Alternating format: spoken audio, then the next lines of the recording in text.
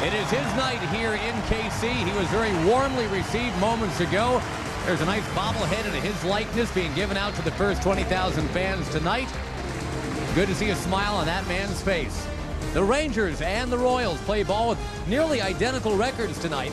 It's the second of a three-game series here at Kauffman Stadium in Kansas City. And we welcome you to Texas Ranger Baseball along with Tom Grieve. I'm Josh Lewin. You've got Kevin Millwood on the mound tonight, and of late that has been good news for the Texas Rangers. Well, after a slow start, and everybody knows that Kevin got off to a slow start, the whole team got off to a slow start, but fortunately Kevin's been able to pick it up. In his last 7 or 8 starts, he's pitched very well. He's seen his ERA in the mid-7s earlier in the year. It's dropped back down into the mid-5s. This is what's happened in the last 7 games. He's been 4-2. His ERA is just a little bit over 3. He's had 6 out of 7 quality starts. Opponent's batting average is solid. It's looking a lot more like the Kevin Millwood we expect to see. And as a member of the supporting cast, we can now look to a guy in right field that's going to be penciled in there pretty much every game now behind Kevin Millwood. That is Nelson Cruz. Nelson Cruz has a lot of physical ability. Came over in a trade last year from Milwaukee. The Rangers want him to succeed. He got an opportunity early in the year. He was a little bit overmatched offensively, but he went down to AAA with a good attitude. He played 45 games down there. He had 15 home runs. He knocked in 45 runs, and he hit over 350. He played every day.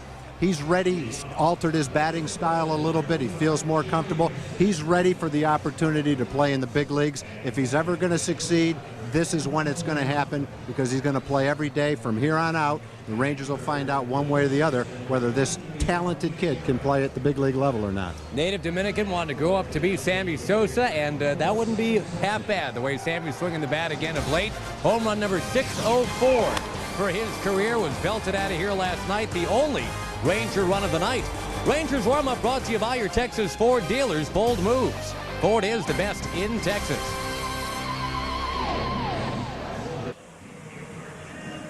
The City of Fountains, Kansas City, Missouri. We're at Kauffman Stadium, and the trade winds are still swirling around the Midwest, so I've replaced Tom Grieve with Evan Grant for the moment, the esteemed baseball writer from the Dallas Morning News. What you hearing, Scoop? Where's Mark Teixeira going, if anywhere? I'm going to lay odds on the West Coast over the East Coast, Josh. I just think because the Dodgers and the Angels are heavily involved, that's 2 West Coast teams to 1 East Coast teams and the Braves, and I think that right now that would kind of lean towards Anaheim more than any place else. Do you think something really is going to happen, Evan, or is there a better than even chance that he could still be a Texas Ranger? I think on Tuesday night he's going to be with another club, and again, if I'm proposing a deal right now, I think that the possibility of Anaheim is very significant. The Angels have a very good defensive first baseman in Casey Kochman to give up. If they're willing to give up Joe Saunders, a left-handed pitcher, would go right into the middle of the Rangers' rotation. I think that's a significant improvement for the Rangers, especially for 2008. Question is there a third player involved? Is there not? You know, I don't know right now. As far as other big names on the market, who else besides Mark Teixeira is a sexy name for teams that are thinking they got a shot here? Well, there's been a lot of talk about John Garland. At one point in time, it looked like there was a deal for him to go from the White Sox to the Braves. That kind of fell through, but I think that, at this point in time, if you look through what makes a difference in a pennant race, obviously if somebody can get a good starting pitcher, that's the kind of thing that can make a big difference every 3rd or 4th, every 5th day, obviously. And I think John Garland is the one guy that's out there who could make a difference as an addition to somebody's rotation. Just to re-rack the Kenny Lofton trade real quick, that didn't surprise you that he was moved somewhere, did it? No, it didn't surprise me at all. It didn't surprise me that it was Cleveland. I think that the Indians wanted to feel out, make sure that Kenny would be okay with going to a corner spot and maybe not hitting leadoff.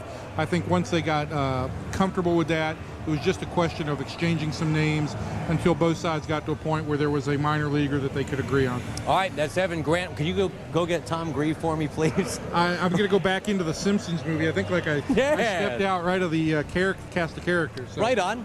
Okay, sounds good. That's Evan Grant. We're going to Simpsonize him before the night is done. Turn him bright yellow, give him 3 fingers and a thumb.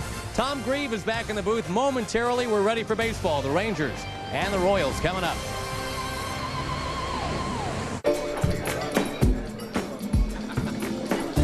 Find out what it is in life that you don't do well, and then don't do that thing. Stay thirsty, my friends. Texas Ranger Baseball brought to you by your Texas Ford dealers. Bold moves. Ford is the best in Texas. By Whataburger, just like you like it. By Nationwide Insurance. Nationwide is on your side. And by Southwest Airlines, the official airline of the Rangers. Visit southwest.com. It's another humid night here in Kansas City. So humid yesterday we had kind of a thunderstorm event. It swept on into here in the 8th inning. And we actually had a delay going on yesterday of about a half an hour, but the Rangers and the Royals persevered, and a 6-1 final at the end for Kansas City. Let's meet and greet the Rangers, how they're coming out tonight with Hairston, Young, and Teixeira, part of the Southwest Airlines starting lineup. Then Sammy Sosa, who's regained that home run stroke suddenly. Marlon Byrd, Gerald Laird, Brad Wilkerson. We've already discussed Nelson Cruz coming back as an everyday player now. Travis Metcalf, the native Kansan, at third base here in essentially his home area of Kansas City, Missouri. Out there on the mound, that is Odalis Perez, and a guy that's been around for a while, but Tommy has never faced the Rangers before. Let's check the scouting report out for Odalis. He's 5-9 this year, an ERA close to 6. He also hasn't pitched very well in this ballpark. He's 1-6 with a 6.32 ERA here. Career, not a bad career. He's won 63 ball games. Career ERA of 4.47. Rangers, the only team he hasn't faced yet. He's been around for a long time. You'd think he was in his late 30s. He's only 30 years old. His best year was 2002. He went 15-10 with the Dodgers with an ERA right around 3 through 220 innings. But he hasn't had another year like that, and he hasn't pitched as well in the last 3 or 4 years as he did when he first came up with the Dodgers. Jerry Hairston nails one foul down near third. And the count 1-2. Perez, you know, kind of like we were talking about with Kevin Millwood, Tom, is a guy that has been keeping the ball in the yard, if nothing else. Perez has not allowed a home run in his last 30 innings. For Millwood, he's kept a clean slate for the last 40 innings pitched.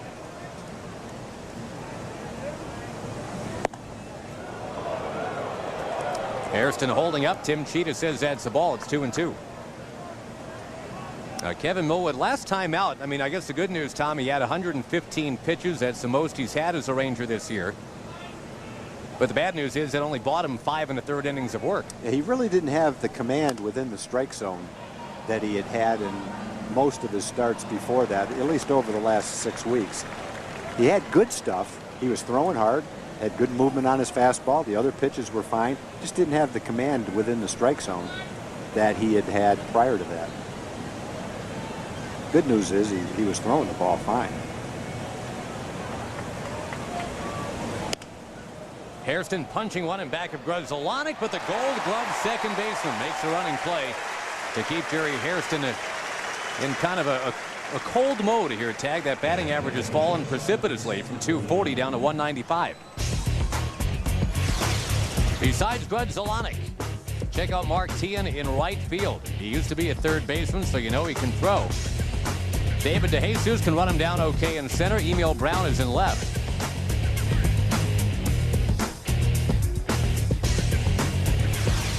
And now Michael Young in with a 10-game hit streak. He'll take a strike.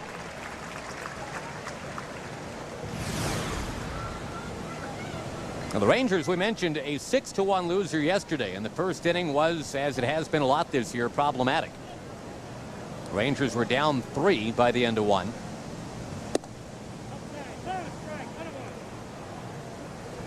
The guys with the initials BB were huge for Kansas City yesterday. Billy Butler had the first inning home run, and Brian Bannister threw 7 knockout innings for Kansas City.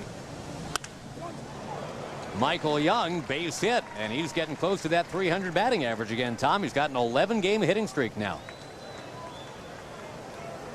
Well, I think it was pretty much inevitable in everybody's minds that he would battle his way back from, for him, his worst start of his career in April. I thought he might get back to 300 before the All-Star break at the rate he was going. He had a little setback, went from 290s back down to 280, but he's back. You're right. He's back knocking on the door right now. 18 for his last 41 at bats. And it brings up Mark Teixeira, who's been hovering right around the 300 batting average pretty much all year. Right now he's at 299. And a strike according to Tim Cheetah.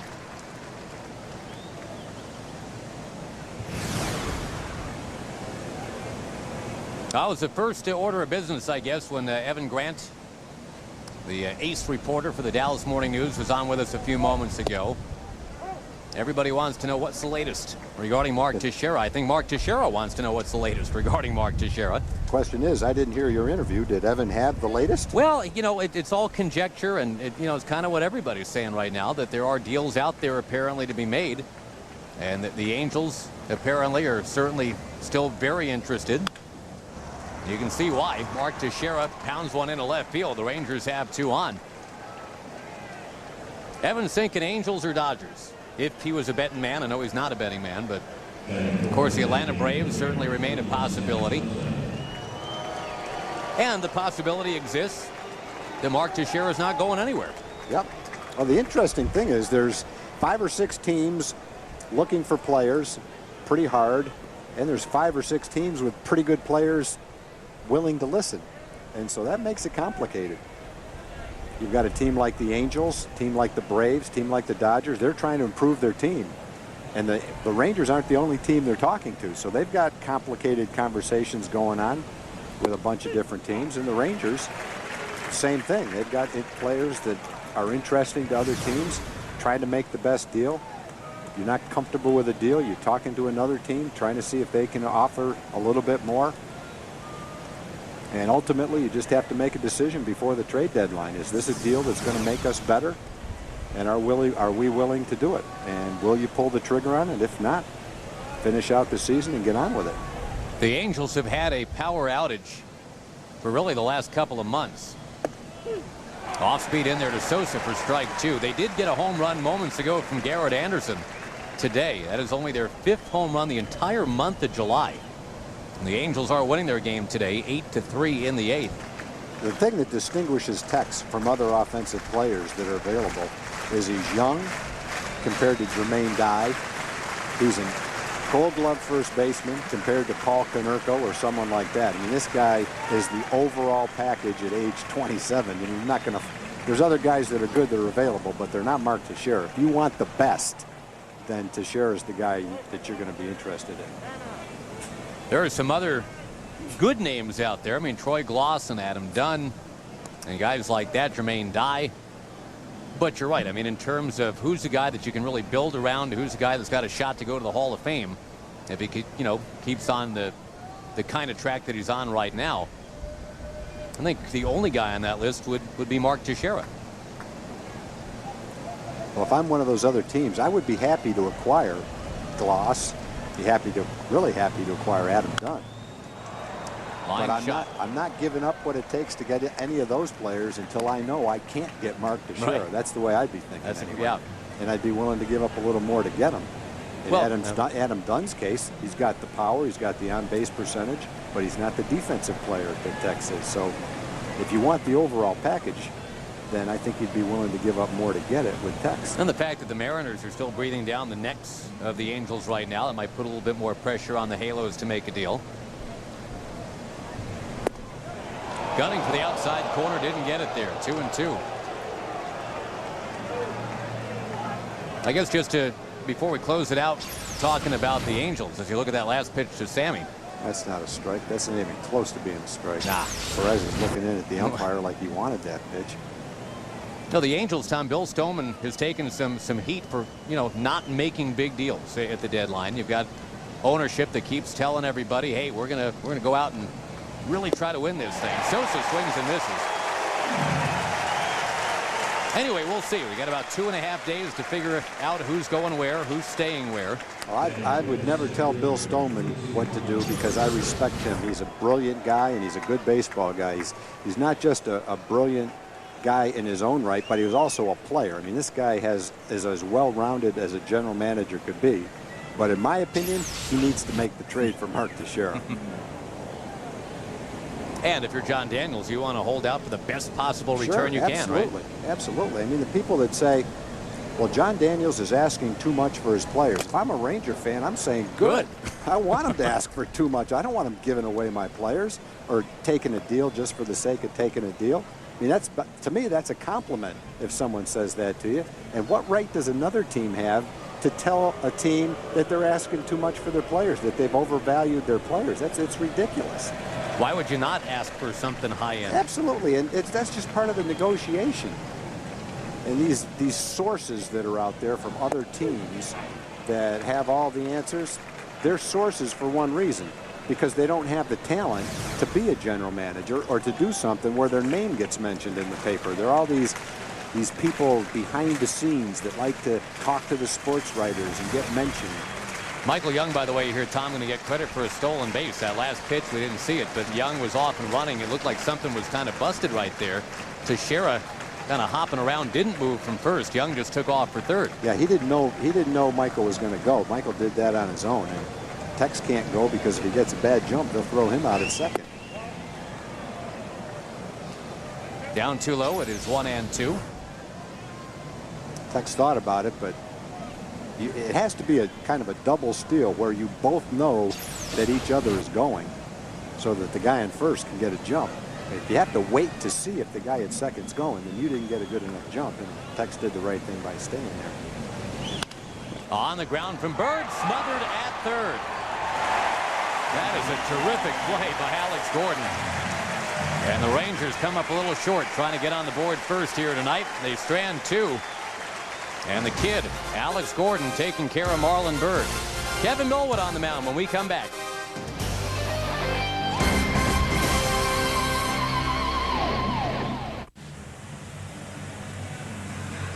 Rangers threatened in the top of the first, but they did not score, and now it's up to Kevin Millwood to make sure the Royals don't score in the first inning.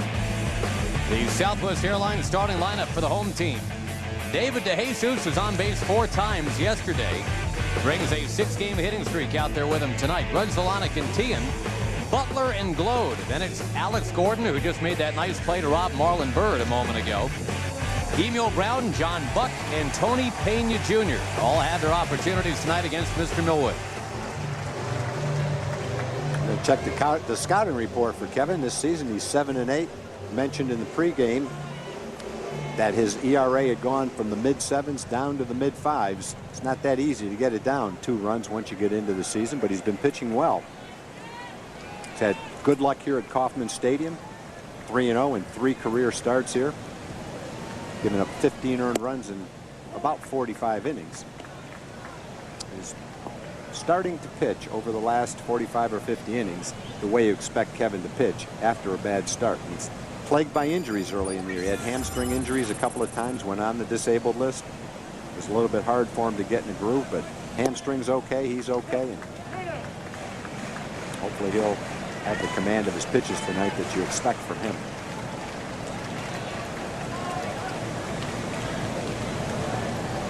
Millwood had an 8-inning assignment against the Angels earlier this month where he didn't walk anybody. But since then it's been 3, 3, 3, and 4 walks in the 4 subsequent starts.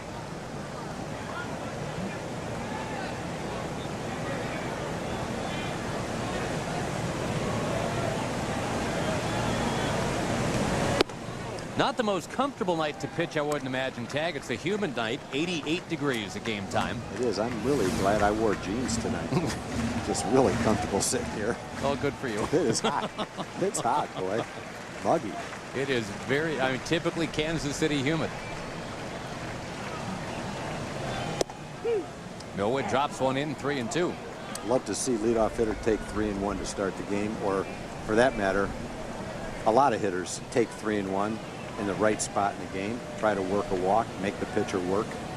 Many times, boy, a hitter can't wait to swing. The swinging pitches out of the strike zone and making out. He's taking all the way right there. Maybe work a walk. Maybe he swings at that pitch. There's a better than 50-50 chance, probably a 65% chance on a 3-1 pitch, maybe more. He's going to make an out. It makes sense to take that pitch. Try to work a walk. DeJesus has been on base all 5 times he has batted in this series now. The Rangers defensively, there is smiling Mark Teixeira over there at first. You've got Young and Hairston up the middle. Travis Metcalf at third, and Travis says not quite the pass list tonight that he had last night, but one thing he knows, if he bounces one, Mark Teixeira will be there to help him out.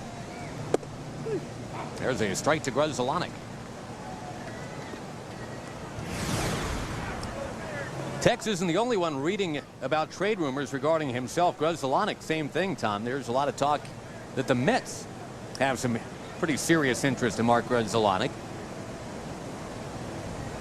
I wouldn't be surprised if the Phillies had talked to them before they made the trade for Aguchi.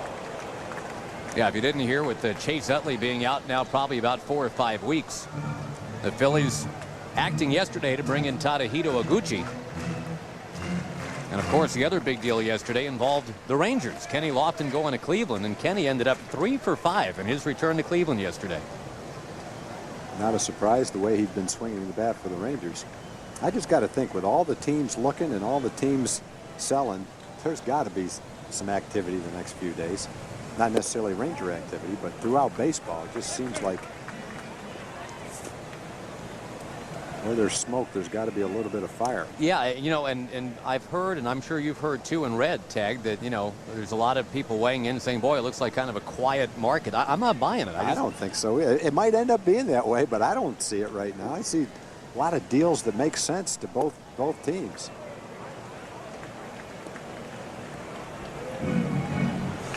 And I can't imagine that the Tigers aren't going to try to improve their bullpen. I can't imagine the Angels aren't going to try to improve their offense. I mean, they have to do that. Well, like we were kind of saying in the top of the inning, if you don't do that, because the needs are so stark, so transparent right now, if you don't do it, you kind of got to answer to your fan base as to why not. Little hit and run action here.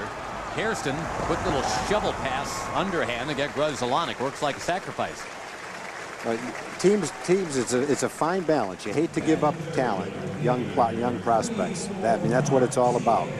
Drafting them, developing them, bringing them to the big leagues. You hate to give those kids up, but the fact is, if you hang on to them too long, time will tell you that a lot of those prospects don't turn out to be what you think they are. You may trade one that is, but I think the odds are in your favor that if you trade for established star players and you give up young prospects, over the long haul, most of the time, acquiring that star player is a good move.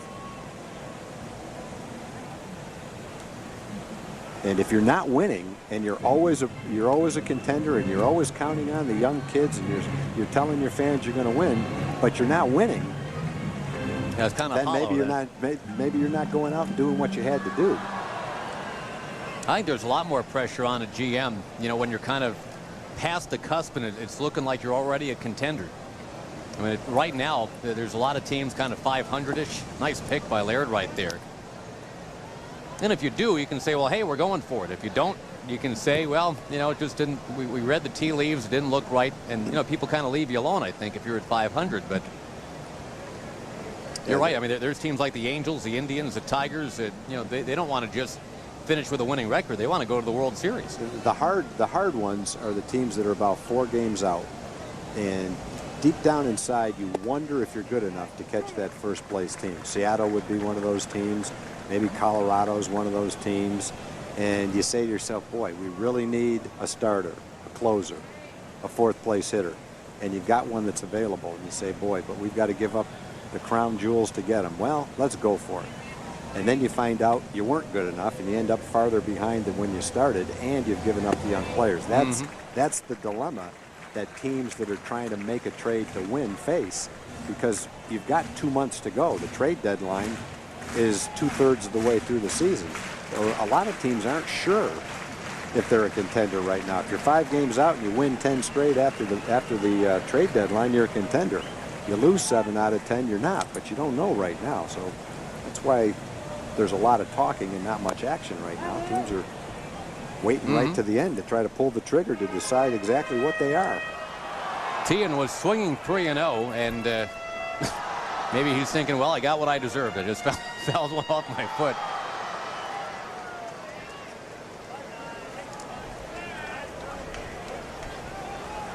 Tian's a guy who does like to swing. I mean, he had that 22-game run where he struck out at least once in every game. 22 games in a row doing that. That is an all-time Royals record. Even Calvin Pickering didn't do that. Steve Bye-Bye Balboni didn't do that. Calvin Pickering filled out a uniform, though. Yeah, he did. Tian grounds out.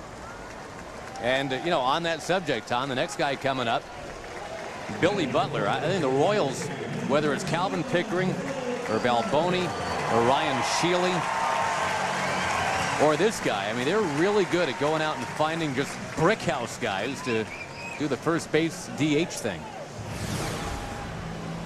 Butler is 6'1", 240. Pickering was more like, what, 6'7", 280? Yeah, he was huge. I remember a couple of years ago. Remember that when he got called up and we were in town and he launched a couple of home runs against us? They were the, well, they were, I've got kind of a split memory of that. There's a split bat. Metcalf making the play on the run. Teixeira the tag going by. And the Rangers avoid damage. That's out in left field. Wow. I was going to say the home runs by Pickering that day. That's when we were going to have to shave our heads if the Royals. That's right. Yeah, that's right. More on that in a moment. No score. Ooh, smell this one. What is it? Waterfall. That's nice. Ooh, hey, try this. It's a cinnamon seashell. Oh, I like it. Isn't that good?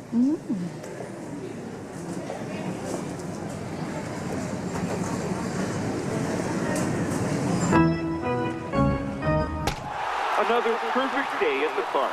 August 7th, we play the A's, and you can buy a Powder Blue Rangers t-shirt for just $2.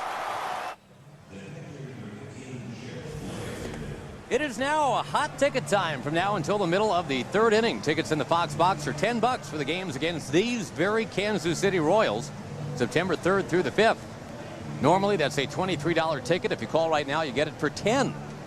Now, scoop up a bunch of them. Bring your family, bring your friends. 972 Rangers is the number to call, or you can go online, get it done at TexasRangers.com.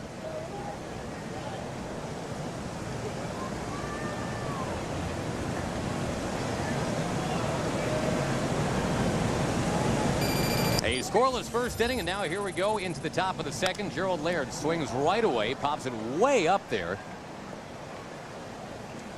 No problem for DeJesus making that squeeze for out number one.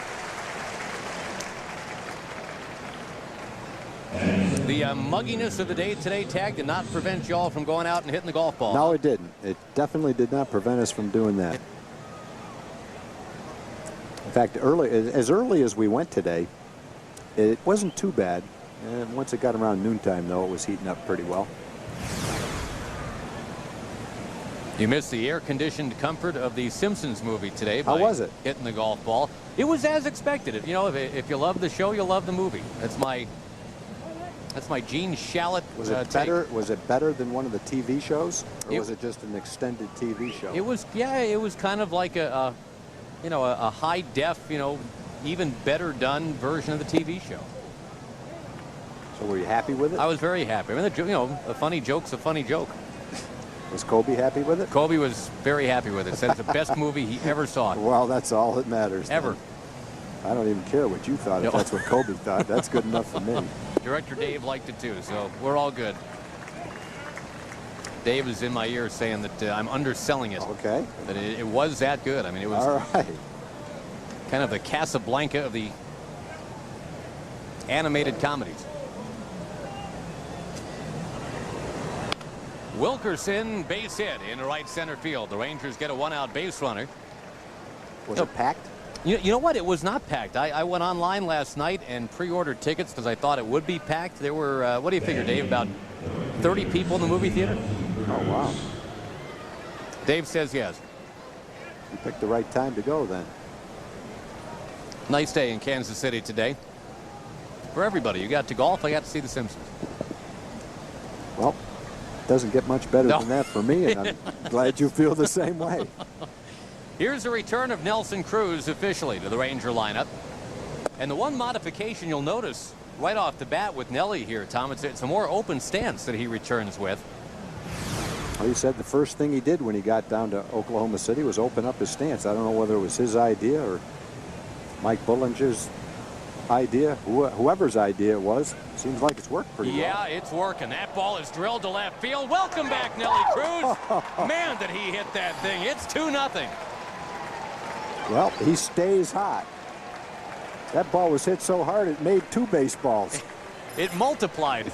It had a baby while it was in the air. Boy, that thing, that left fielder, Emil Brown, just looked up. That thing went over his head about 100 miles an hour.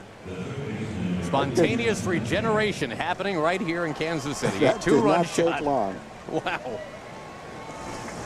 Well, Nelly in his last game at AAA hit a grand slam. And that was not exactly a recent phenomenon that he was starting to cream home runs. He had 15 in 45 games down there. Man, he just jerked that out of here. Nelly, when he was getting his opportunities early, it wasn't getting the job done. That's the simplest way to say it. Offensively, he was struggling. He was a little bit overmatched. He wasn't a confident hitter. But he went down just like Marlon Byrd when Marlon Byrd got sent down. He went down with the right attitude. He worked on it. Just like Marlon hit 350, Nelly hit 350. Marlon hit for a little bit of power. Nelly hit for a lot of power. 15 home runs in 45 games. An RBI per ball game on average. Well, yeah, I mean, the last time we saw Nelly, Tom, he was in a 1-for-23 slump and looking horrible. Yeah.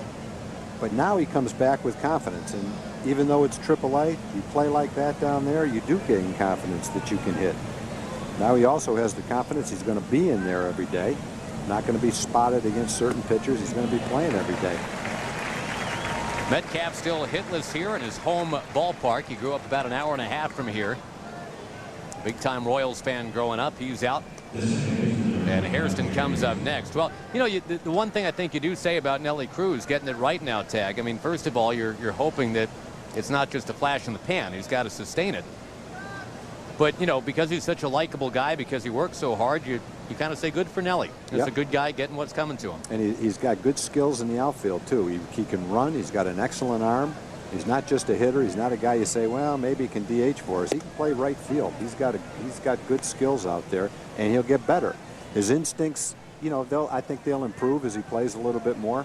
Occasionally he'll take the wrong route on a fly ball, but a lot of guys do that. Just have to play out there. Hairston muscles one to right center field, and Jesus going back on it. That is out number 3. But Nelly Cruz comes back from AAA. Remember, the Kenny Lofton deal paved the way for him to do that. And Nelly back in the lineup makes it 2-0 Texas.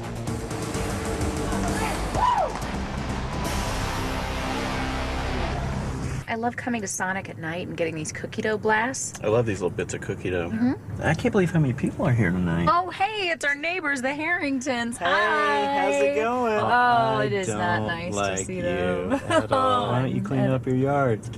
Yeah, call us. We won't answer. We'll never answer. Cookie Dough Blast, now at Sonic. This summer, give in to indulgence with a Sonic Cookie Dough Blast, a creamy frozen treat loaded with cookie dough goodness. And now Sonic is open till midnight or later, and it's even sweeter after dark. Puede usted escuchar en español el día de hoy aquí en su canal 27. La clave es simple y sencilla. Agarre su control remoto, busque el control, el menú, el SAP, y lo escuche en español aquí el día de hoy en su canal 27 con un servidor, Elena Ornelas. Bateando Ross Clown. Gracias al canal 27 que tiene la programación para ustedes en español el día de hoy, y lo hace durante 77 partidos en la temporada aquí en su canal 27. The SAP broadcast brought to you by your local Toyota dealer, Toyota moving forward. And Kevin Millwood gets a ground ball out off the bat of Ross Glode. The Rangers leading 2-0 because of that guy, Nelson Cruz, cranking one up by the truck up on the hill out there in left field. Apparently, if you actually hit that truck, something magical happens. I don't know if somebody wins it or... Probably a home team player. So if Nelly hits the truck, I don't think nothing? he gets anything. He just has to pay to replace the dent? I think if he got that ball up in the air, it had the distance to hit that truck. It was just a line shot. Never got high enough. A beautiful truck. It does say hit it here. Now, if you hit that one, I think everybody in the ballpark should win that thing. Yeah, you get to keep that truck, not only if you hit it, but it has to stay in the back of it. It can't bounce out. Right. If you do that, you get to keep the truck. That would be cool. You have to hit it about 840 feet, and it can't bounce out of the back of the truck. So, it has to be spinning just the right way then. Yeah. Yeah. Yeah. And not only that, you have to hit it about 800 feet. All right.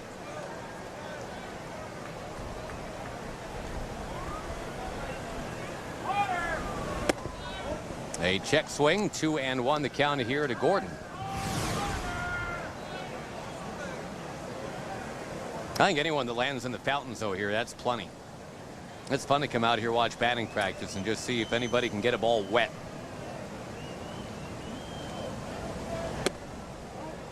Up way high to Gordon, 3-1. Kevin walked to Jesus to start the game, and since then it's been 4 straight ground balls. 3 to second, 1 to third.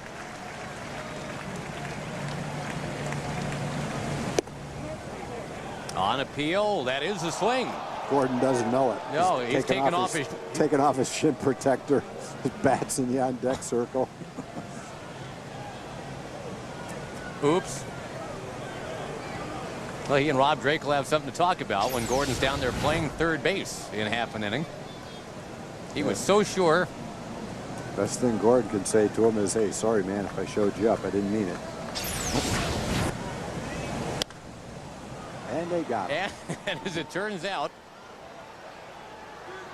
he is out. He would have preferred the walk. He definitely went far enough. The hitters, when they argue, it really, when you're hitting and you make that check swing that he just made, you absolutely don't feel like you went far enough for it to be a strike. They're not arguing just for the sake of arguing. When you take that kind of a check swing, it feels like you checked your swing in plenty of time. I can remember going back and looking at replays of it going, man, I had no idea the bat went that far. It just doesn't feel that way to you. And Gordon's a nice, respectful young man. He's not trying to show anybody up. No. He was just sure he didn't swing. He didn't argue the call. Now, Emil Brown didn't mean to shoot a reporter in the eye with a pellet gun yesterday, but that actually happened. Believe it or not, the woman. Is the reporter okay? Yeah, the woman's okay. She's fine, but boy, she was mad. Don't blame her. No, I mean, it was on a ricochet. There was Emil Brown apparently has a pellet gun for some reason, and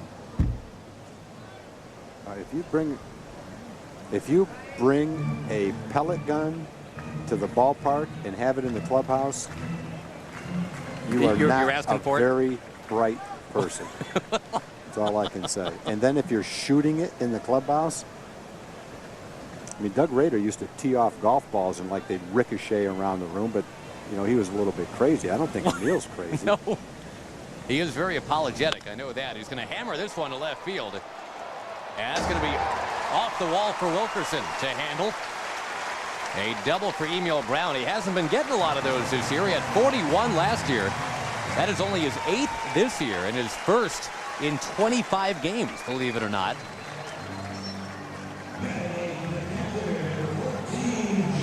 Yeah, to be honest with you, Tom, I didn't hear how that all finished up yesterday in terms of, Emil Brown apparently was telling other reporters, hey, I do feel bad. I'm reaching out trying to get in touch with this woman who's a TV news reporter here in Kansas City. I don't blame him, so he doesn't get sued. If she's okay, he is so lucky. We're hearing the contact lens of this reporter. Hey, if you could shattered. Kurt Dykert, is that right? Is that the information you're getting? Yes, I wanted to ask Kurt Dykert, our producer, because he's very clued in on this story. If you can sue someone for thousands of dollars because the coffee was too hot, I got to think there's a lawsuit somewhere for shattering your contact lenses with a pellet gun. Well, you know who would know about that? No, who else did that happen to? No, I'm just saying because he's smart on stuff like that is Kelly Donaldson back in our tape room. Kelly, what do you think? Oh, Kelly can't talk to me on headset, so whatever Kelly says, I have no idea. But yeah, we'll ask him after the game.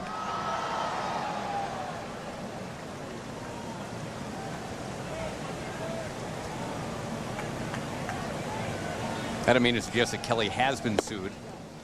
Just that he watches or a that lot he of. shot anybody. No, with no, a no. pellet gun? He just watches a lot of Judge Judy. 1 ball, 2 strikes, the count to John Buck. I don't think Judge Judy, from what I've seen of her, would be real sympathetic with Emil Brown right now. Let's get the female perspective. Carla Janeway's in the truck. Maybe she, Carla? No, she can't talk to me either, Tom. I got nothing.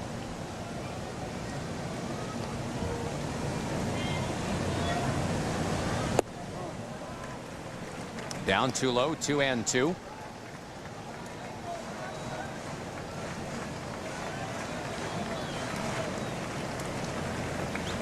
Rangers out in front on the Nelly Cruz home run. 2-run shot. Oops, sorry about the word shot to left.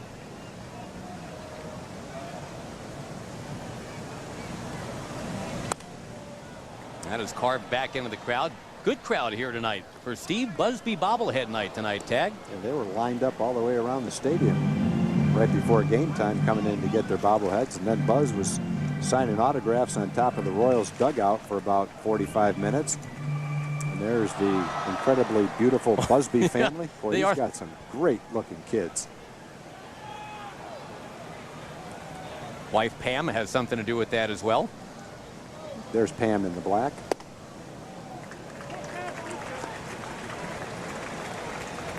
Do they know they're on television? They must. I think they do. Hi, guys. Son Steven right there. Welcome to the whole family. Hi, Busbys.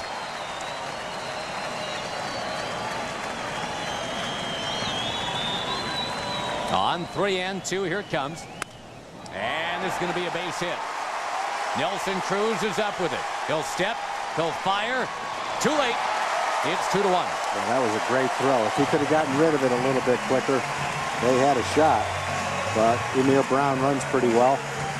That's an example of what you see with Cruz in right field. Definitely an above average outfielder's arm at the big league level. And when you grade on a curve, he's well above the curve. Pretty nice job of hitting by Buck right there. He has to take a couple of steps to get turned around to throw it, but look at this throw. One hop right on the plate. Not many guys throw like that. Not a bad at bat right there for John Buck. He was down 0-2. Ends up getting the run in. Yeah, he hit a tough pitch. Buck hasn't driven in a lot of runs with things other than home runs, though. No, for a while, in fact, Tommy was actually at 15/28, I think it was. He's at 16:34 now. That's the other interesting note in the Royals press notes. No big league catcher has more home runs than John Buck. I would not have known that. I wouldn't either. Now there's Martinez for Cleveland has more home runs, but they all didn't come while he was catching.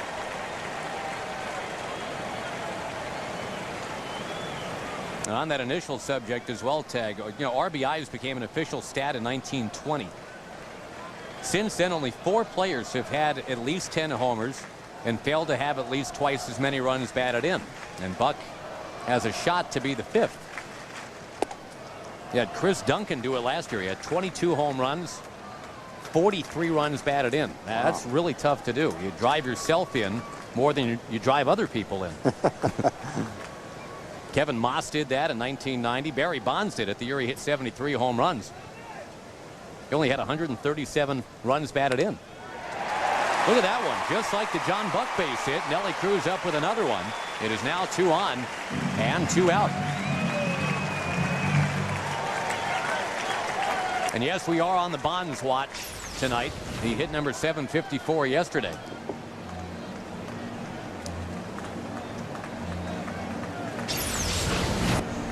Mark Connor out to the mound to talk to Millwood.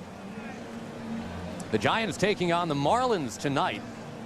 And I haven't seen a starting lineup yet. Dontrell Willis, lefty, is on the mound for Florida.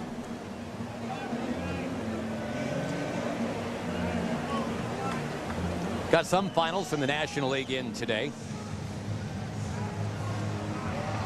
The big one, the most exciting one, I guess, the Cardinals beating Milwaukee with 3 off Coco Cordero in the bottom of the 9th inning. Former Ranger Ryan Ludwig capping a 3-run ninth with a game-winning hit. 7-6 St. Louis the final. Coco's starting to cough it up a little bit. Starting with the game against the Rangers. That's right. And meantime, the Cubs, Tag, have a 5-0 lead in Cincinnati tonight early. So look out for those Cubbies. Here they come. They could be 2 games back again. They're right there. Couple men on for David DeJesus. One of them, of course, in scoring position. And your forward leaderboard shows you that the Royals are behind only the Tigers with runners in scoring position in the AL. Rangers amongst a clump of 281s. Did it hit him? It hit him. To load the bases. DeJesus on for a 6th time in 6 plate appearances this series. Boy, 2 quick outs. Ground ball to second, a pop-up, and now 3 straight hits and a hit batter.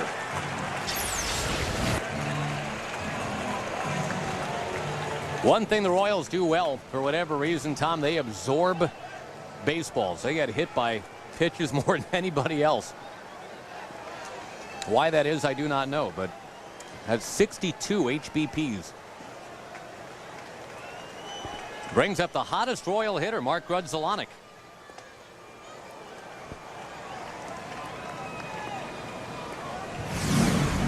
Grudzielanek had 3 hits last night. 20 for his last 41 now after grounding out to second base. Take another one of those right here. 2-1 game. Laird with a pick, keeping Buck at third. Kevin's at 44 pitches. Already in the 2nd inning, he's got his pitch total up to at least 45 pitches. You can see the sweat just glistening on his forearms right there, too, Tag. The more you pitch on a night like tonight, I would think that obviously the more it takes out of you. It's so humid.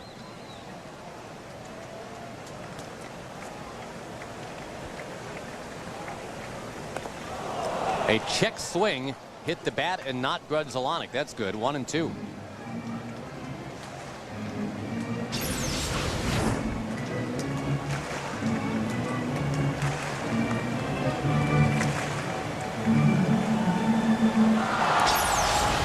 All this happening, like you said, Tag, with 2 out, a run already in. But Millwood ahead of Grudzielanek, 1-2.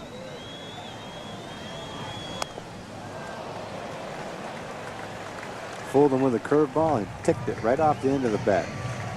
Came about a half an inch from swinging and missing with that pitch.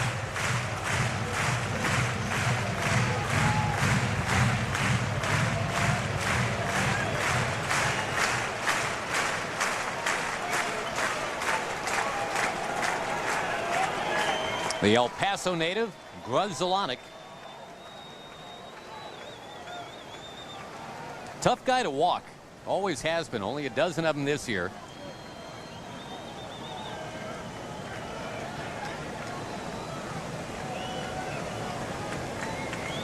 With the bases loaded, the 1-2 pitch.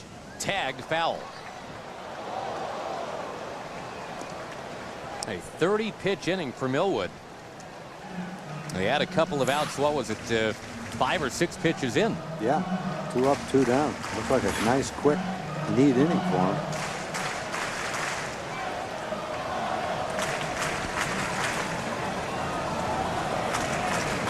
I'll see if Millwood can find the put-away pitch right here. Nope. He hit another Royal, and now it's 2-2. Kevin's arguing that he backed into the pitch, but all he did was turn his body. That was a slider that hung, stayed inside. Grudzielanek didn't do a whole lot to get out of the way, but you don't have to.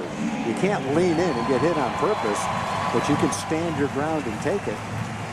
And all Grudzielanek did was turn his body, and the ball caught his shoulder. No, we were just talking about how the Royals lead the world in getting hit by pitches. They get hit twice in a row. That last one with the bases loaded. If you look at where he is, he's no closer to the ball when he gets hit than where he's standing. He turned, he didn't lean. You can't get that. You don't get that call even if the guy's trying to get hit sometimes. You blatantly stick your elbow out, you might get the call. I don't know what it is about Millwood in the second inning of late, Tom, but remember he had that horrible second inning in Oakland a couple of starts ago. And otherwise had a no-hitter while he was out there, but that one bad inning doomed him. It's a bad second inning right here. 1-1 the count to Tian.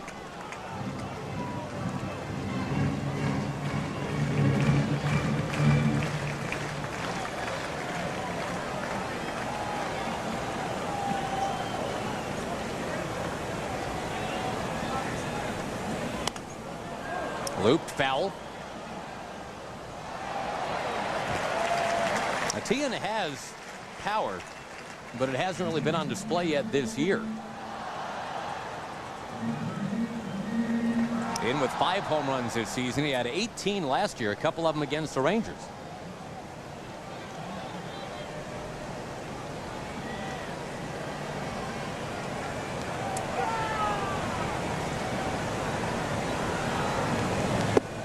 Went right at him and got him.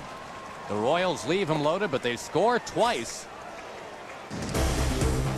A hit by pitch with the bases loaded, forcing in the tying run. 2-2 at the end of 2 on my 27.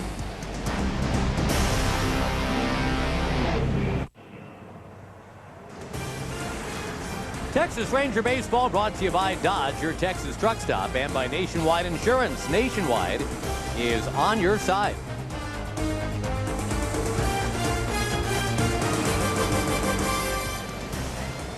Now the Rangers struck quickly for their 2 runs in the top of the second inning. It was Chinese water torture in the bottom of the second inning, with the Royals eventually getting 2 runs in. Speaking of water, Tom, we had a little bit of it falling from the sky moments ago. Weird. It looked like a little bit of sunshine off to our west, but all of a sudden some raindrops, and some of the fans started to scurry for cover. That ball down near third, and Olay right by Gordon down the line. Michael Young on his way to second base. We'll wait and see how they score it, but the bottom line is Young's at second, leading off the inning. I think it should be a base hit. He played it into a base hit. Once he went back like that, he was going to have a hard time throwing him out anyway from where he was. It's base hit.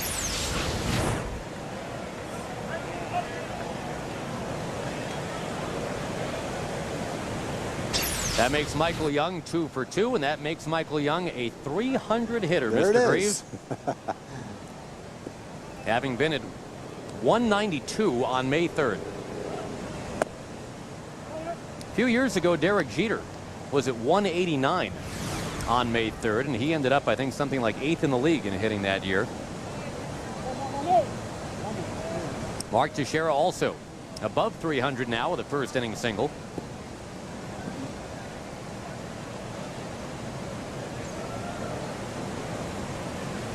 It was so weird. After that inning, you looked down and saw all the fans walking back to the cover. I didn't know it was raining. I just thought they were all getting up to go to the concession stand or something because it was such a long inning. And then Kobe said, "It's raining." I said, "Rain? Where?" There's been a little cloud right over us. Stop now.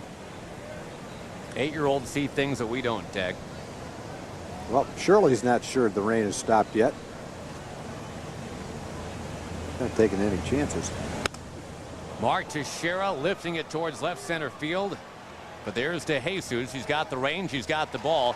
Young thought about going to third, but looking at where that throw ended up, he was wise to stay right where he was. Rangers still don't have a hit with the runner in scoring position in this series, Tom. We're in the 12th inning of this series.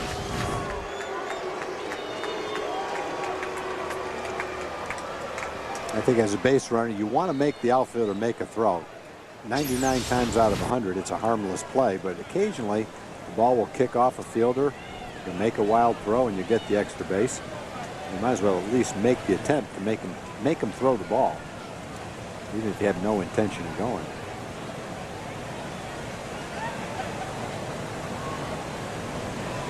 Now Mr. Sosa. On appeal, that is a swing, says Todd Titchener. Sammy's like, what?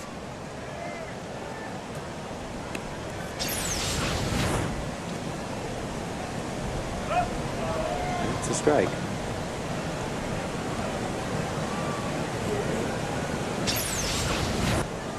Sammy hard at work with hitting coach Rudy Jaramillo before the game today.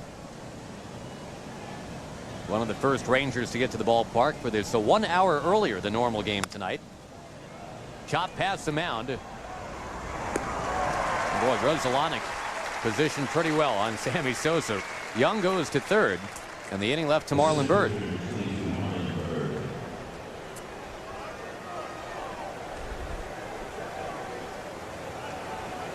The most respected hitting coach in baseball, many would say, Rudy Jaramillo. Now, we've talked about this occasionally this year, Tom, of the 30 big league teams. The number of them changing their hitting coaches just in the last 3 years is 23 out of 30. Wow. Pretty nice to have the stability with Rudy Jaramillo.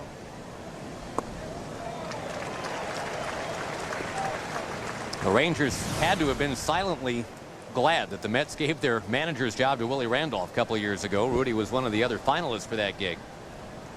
They were happy to have him helping out and maintaining some swings here.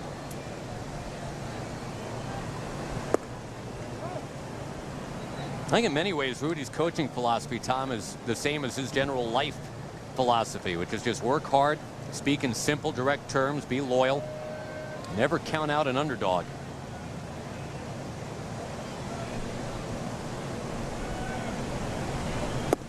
Byrd, a wave and a miss, 1-2. Getting him on the changeup, down and away.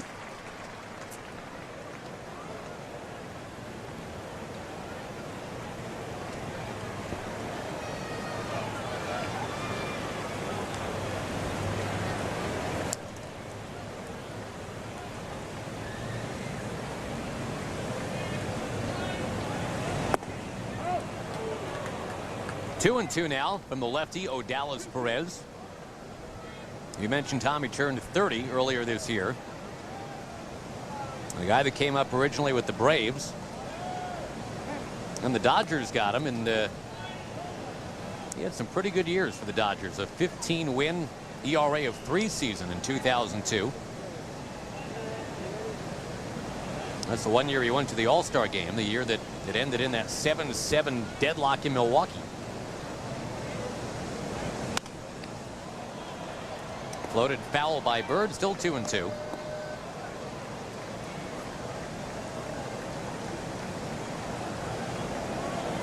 One thing about Perez, a couple times that he did make it into the postseason, it did not go well at all.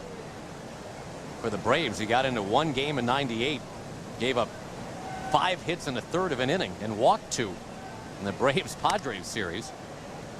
That's 7 base runners in a third of an inning. That's his LCS experience. In the division series, when the Dodgers played the Cardinals in 2004, 5 innings, 4 home runs.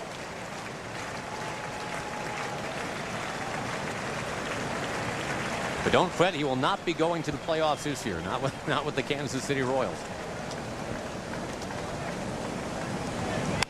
Byrd chops it past the mound. Perez lets Pena take it instead, and that's the inning. The Rangers waste a leadoff double. They're still hitless for this series with runners in scoring position. We stay tied 2-2.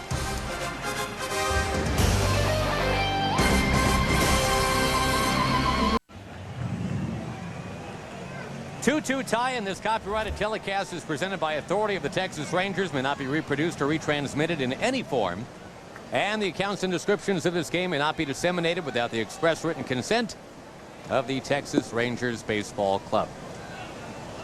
Josh Lewin, Tom Grieve, and our entire production crew coming to you from Kansas City, Missouri, where the Rangers lost 6-1 last night. They're trying to get back on the winning track tonight and knotted up 2-2 in the bottom of inning 3. Kevin Millwood struggled through a 35-pitch second inning. Got to deal with Billy Butler right here, and last night Billy Butler made Marlon Byrd part of the wall for a moment. A 3-run first inning home run.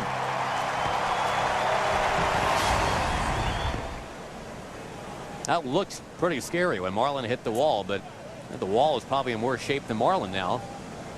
Marlin says, I was fine, don't worry. I can't believe that he didn't have some kind of an injury as hard as he hit that wall. A short hop pick by Hairston. Wow. That is a well-done play right there. It's a good thing Butler was running, because that would have been a terrible ball to give a hit up on. And it was very close to being a hit, too. Turned out to be a pretty nice play. Not your typical 4-3, that's for sure. Hairston has been battling back issues that started way back on opening day. I mean, I give Jerry some credit. He's been playing with a sore back now for months, and it's really only manifested as seriously now in the last couple of weeks. But, you know, he wants to be out there, wants to be helping the team, so he's not about to start yapping about a sore back until he just can't go anymore. 1-0 the count to Ross Glode. Glode, a former Chicago White Sox. Well, that's the team where you're hearing a lot of trade rumors, Tom. The White Sox, they've already peddled to Tadahito Iguchi. That ball taking off to left. Wilkerson can't get it. It's over his head. Well, Glode has himself a 7-game hitting streak now. That ball just shooting up and over the head of Wilkerson and left. The ball in these 2 games that the Rangers have played here appears to be carrying pretty well. That ball looked like a routine line drive to left field, just kept right on going.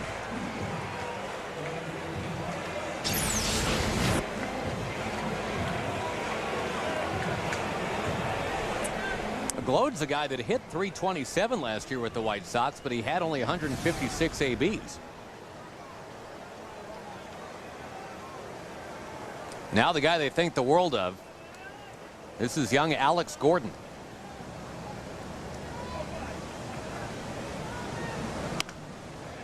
Tick towards third. Metcalf in foul ground will have no play. Glode holds at second base. There's not much Travis Metcalf can do right there. Yeah, he did the right thing. Don't make a throw because you have no chance to get him. All you can do is make a bad throw. Don't try and be a hero on this one, right? You make a good throw, he's going to be safe anyway.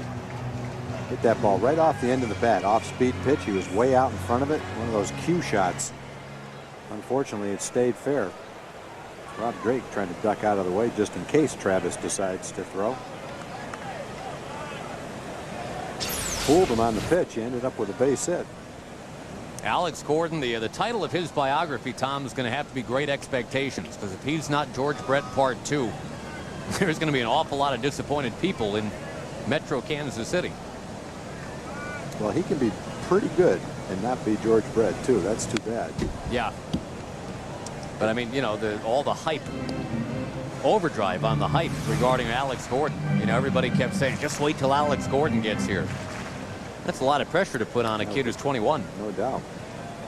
He's been playing well lately, though, after a slow start. He's 52 for his last 155. That's about a .335 average for quite a while, 41 games. Millwood quickly ahead of Emil Brown, 0-2. Gordon, who grew up big-time Royals fan up in Nebraska in Lincoln. His dad, a high school coach in the area. Busted bat on 0-2, a base hit. Millwood with a breaking ball. And now the bases are loaded for John Buck. Boy, another broken bat hit. We've seen so many of those going both ways last week and a half. Well, Glode hit his double hard, but then Gordon cued one right off the end of the bat. Little blooper by Emil Brown right here. A curveball right off the end of the bat. So 2 little dinky base hits right off the end of the bat. Load the bases up again. And one thing to keep in mind about John Buck, you know, you hear all the time the cliche about a guy being a first ball fastball hitter. But that is absolutely the case with John Buck. The Rangers have that in their scouting report, I'm sure. Buck hitting deep into the 400s on the first pitch this year. He's got 4 of his homers, 5 of his doubles on the first pitch. Yeah, when he swings at the first pitch. Correct. That is an important distinction to make. It's tough to get a base hit if you take the first pitch. Yes, that is true. You got to be a pretty good. The only guy I know that could take a pitch and get a hit, Cole Hamels could do that. He can do anything. That one's outside, 1-0. We've won you over to that website now, haven't we? Cole Hamels took a pitch and hit a game-winning grand slam. ColeHamelsFacts.com. A great time waster during a rain delay. Now Kevin Millwood stayed away from him on that first one and misses here. 2-0. There's no place to put him. Kevin's at 63 pitches now already in the third inning. Some of it is his own doing. Some of it some bad luck on some of these little dinky hits they're getting.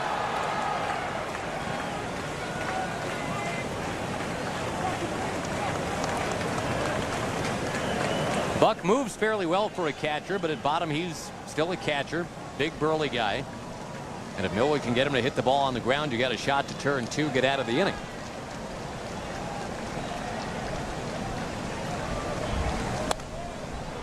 Rifled back to the screen instead, 2-1.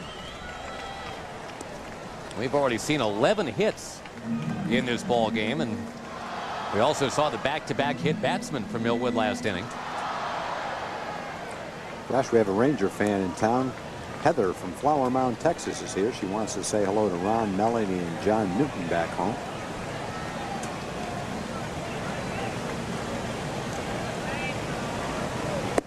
Rip and a miss, 2-2. Well, there was a lot of Ranger fans that made the trip here to Kansas City. There's Millwood and how he goes right after the big catcher. Like Kevin's best fastball of the day, 94 miles an hour. Reach back for a little extra.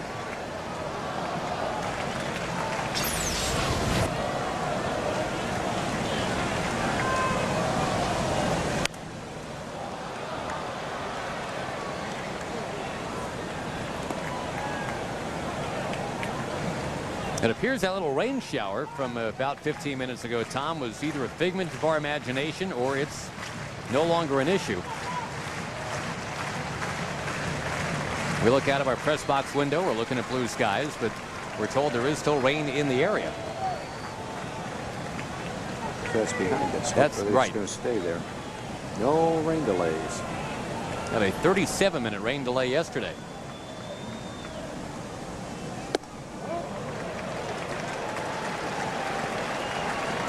Well, 2-2 tried to throw him a curveball. Looked like it slipped out of his hand. And now if you're Buck, you're pretty much geared up to hit the fastball. Kevin really has not had command of his off-speed pitches. And he's kind of locked into a fastball right here.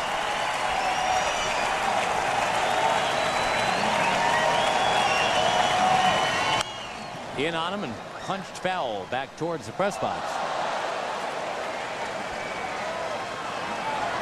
Into the press box.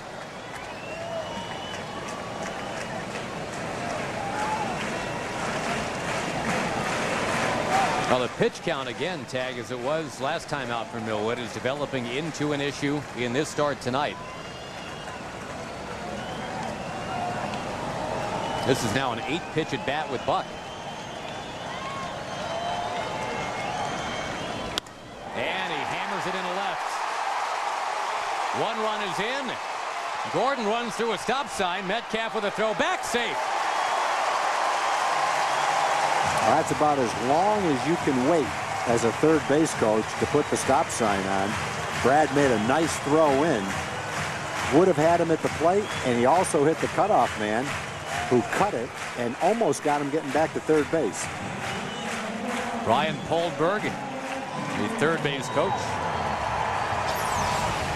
If you're the third base coach, you're feeling pretty good right now. You made the right call. You waited as long as you possibly could to make it. And your guy still got back to third base, but not by much.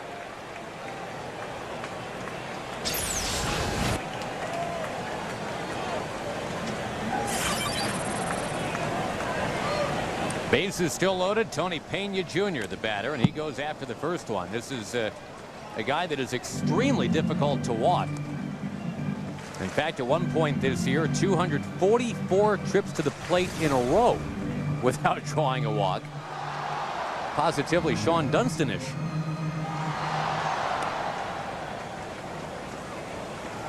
Dunston once had a run of something like 310 in a row. He was playing for the Cubs. Ozzie Guillen was playing for the White Sox. There wasn't a single shortstop in Chicago that could walk. Past the mound, base hit for Pena. One run in, Kohlberg waving it. The other man in. And now the Rangers have a chance to get something out of this. They will make a tag and to capture the second out of the inning. But 2 runs scored is now 5-2. And the bottom of the order, Tom, is killing Millwood. Brown, Buck, and Pena, they're 6 for 6.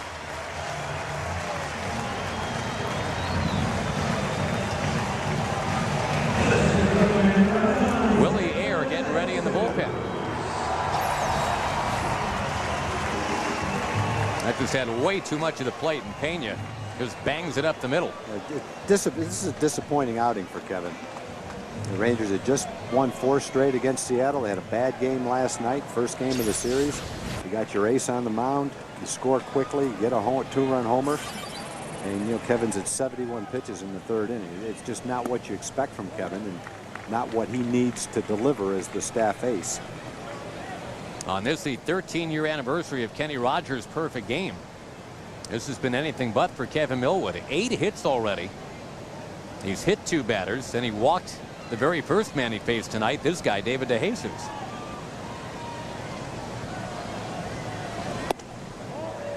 DeJesus, who was hit by a pitch last time, almost got it again.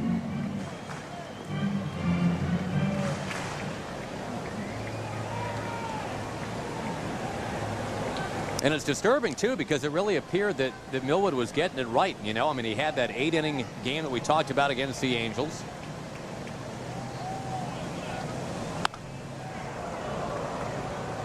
Had a run of 4, maybe 5 starts where he was looking like the Kevin Millwood that the Rangers signed to the long-term deal.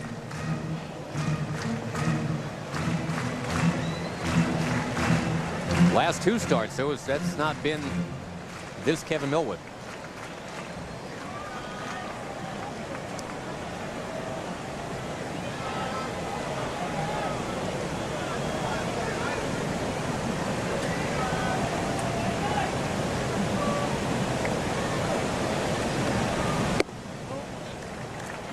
And again, behind in the count quite a bit.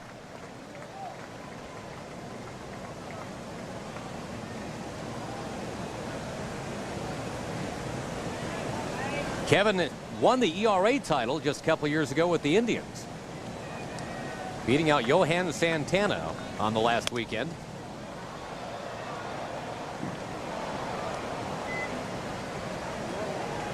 Cleveland tonight, by the way, trailing Minnesota 2-0.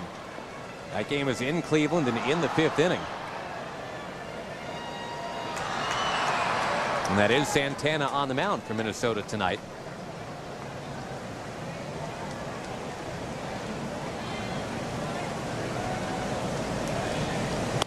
DeJesus spins one towards left. That's going to dunk in for a base hit. And it's now 6-2. That's also 6 straight hits. Not all of them have been hit hard. It's one of those nights. Kevin has not pitched well, and he's not had any luck. It's a bad combination. Bad command and bad luck. A lot of good pitches that he's made. Somehow they hit him off the end of the bat. They found some holes. DeJesus now has been on base in all 7 trips to the plate in this series. I really think it's that bottom third of the order tonight more than anything that did in Millwood, Tom. We mentioned Brown, Buck, and Pena 6 for 6. Millwood departs trailing 6-2. Willie Ayer summoned awfully early tonight, and we'll come back in just a moment right here on My 27.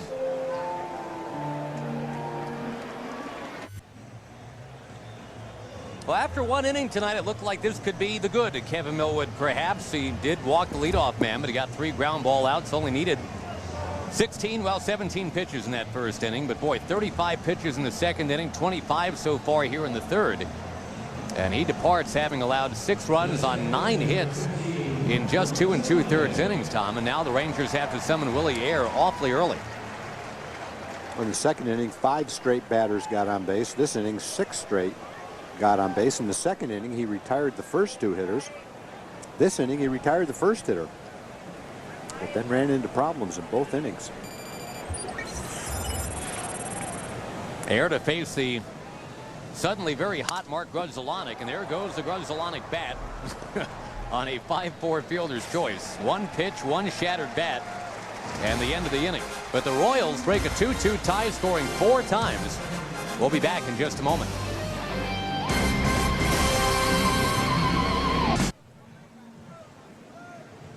Here we are at Kauffman Stadium. The Rangers trailing it 6-2. Join us for the Dr. Pepper Texas Rangers Hall of Fame luncheon Friday, August 10th. That'll be at the Arlington Hilton. And the luncheon is going to honor 2007 Hall of Fame inductee Rusty Greer. A Q&A session with Rusty plus a roundtable discussion with some of his former teammates. 972 Rangers or TexasRangers.com. 2 ways to get information on the ticket availability for that. Odalis Perez deals a strike to Gerald Laird. And Tom, talking about the Hall of Fame, the National Baseball Hall of Fame opening its doors this weekend. Tony Gwynn and Cal Ripken going in, and also the longtime voice of these Royals, Denny Matthews. 39 years of uninterrupted service as the radio voice of the Kansas City Royals, and the Ford C. Frick Award winner. Our congratulations to Denny. One of the true nice guys in our business.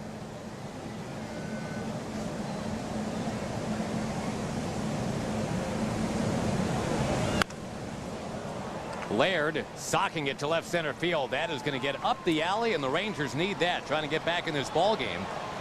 Laird eyeballing third, but with the team down 4 runs, he is very content with a double. Wilkerson coming up next. So far in this game, Perez is not exactly overpowering the Rangers. And they're getting a lot of good pitches to hit, and they should be able to score runs off Perez. Leadoff double last inning, but the Rangers couldn't get Michael Young around and in. Last night against Brian Bannister, a little bit different story. He pitched an excellent ball game. Had utilized all his pitches, good command with them, in and out, up and down, changing speeds. You tip your cap to him. He pitched a good ball game. Not quite the same thing right now, though. Laird does break to third as Wilkerson grounds out. And the hitter will be Nelly Cruz, which suddenly is outstanding news. Nelly launched a home run in the second inning. His first at bat since coming back from AAA.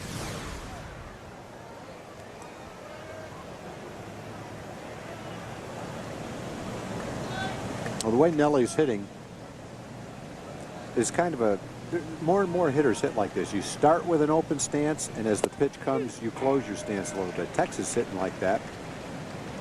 Left-handed. I have to watch him right-handed to see if he's doing it right-handed too.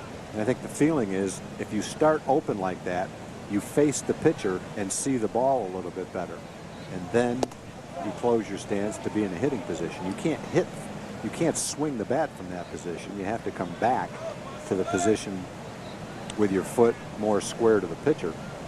But to start out like that, to see the pitch, evidently it's something that a lot of hitters find beneficial. Now you can see him maneuver back. Actually dealing it, but it's a noticeable adjustment, and not quite as extreme as, for example, a Tony Batista or somebody like that, who looked like he was almost out of the batter's box. Theory behind it's the same, but yeah, Batista, I mean, he was like horizontal. Almost, he was almost facing the pitcher totally. But still, as he went to swing, he brought his foot back. No way you could get much power behind your swing if you stayed like that.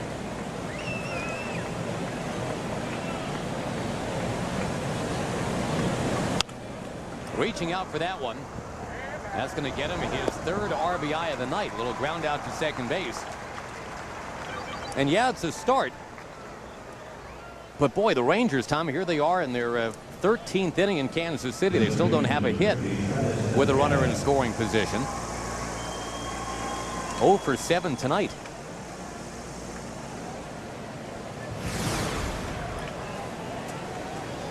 Base is clear for Travis Metcalf, the Wamego, Kansas native. Town of about 4,000, about an hour and a half from here.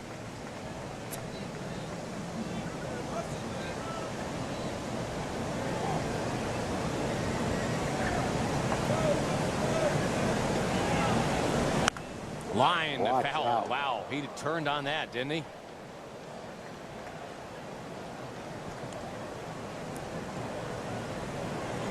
And Travis, very hot at the end of that most recent Ranger homestand, lining doubles and even a broken bat triple. And the hope was he could bottle some of that, sprinkle it around here in Kansas City in front of friends and family. By the way, the Rangers will be home next on April the 6th. That is a Monday night with the Oakland A's coming in. Week-long homestand. We hope you can come on out and see the Rangers play. Actually, a little longer than that, about a week and a half homestand. Metcalf down on strikes. The Rangers do get one back here against Odalis Perez. 6-3 ball game.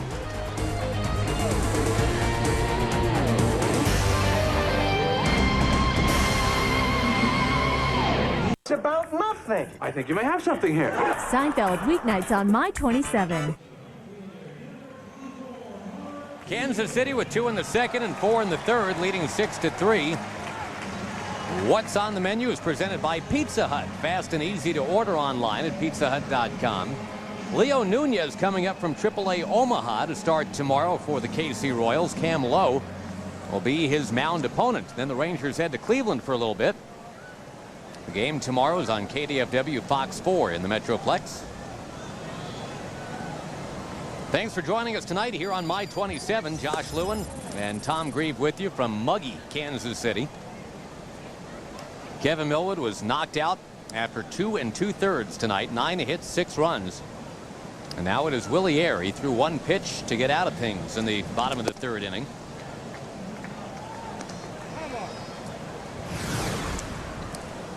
Going after the 3-4-5 part of this KC order here in the bottom of the fourth. That begins with Mark Teahan.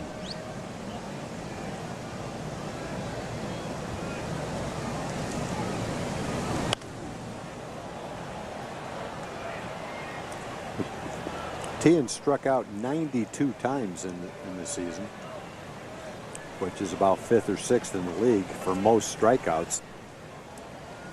Last time up he struck out on a fastball on the inside part of the plate. I think if you're a pitcher right now, that's probably where you throw him. Last year was kind of his breakout season, his sophomore year. At a .517 slugging percentage, which is outstanding. His rookie year was around .370. We went back to AAA, kind of like Marlon Byrd, kind of like Nelly Cruz last year. He wasn't cutting it. There's a fastball in, jammed him. A little weak line drive to first. Just wasn't cutting it. Buddy Bell, as we said yesterday, told him, "You go back down to AAA. I'll call you back when you're ready." He went down. He was ready, and when he got back, he was ready to produce at the big league level too. Buddy Bell, who played in more than 2,400 big league games, mostly as a third baseman, of course. 18 years in the majors, Tom, and he never reached the playoffs. Indians, Rangers, of course, Reds, Astros. One last go around with the Rangers again in '89. I think Ron Santo is usually mentioned as the unfortunate third baseman who had a stellar career but never got in the postseason. But Buddy actually played more games than Santo. And never did sniff the playoffs, did Buddy?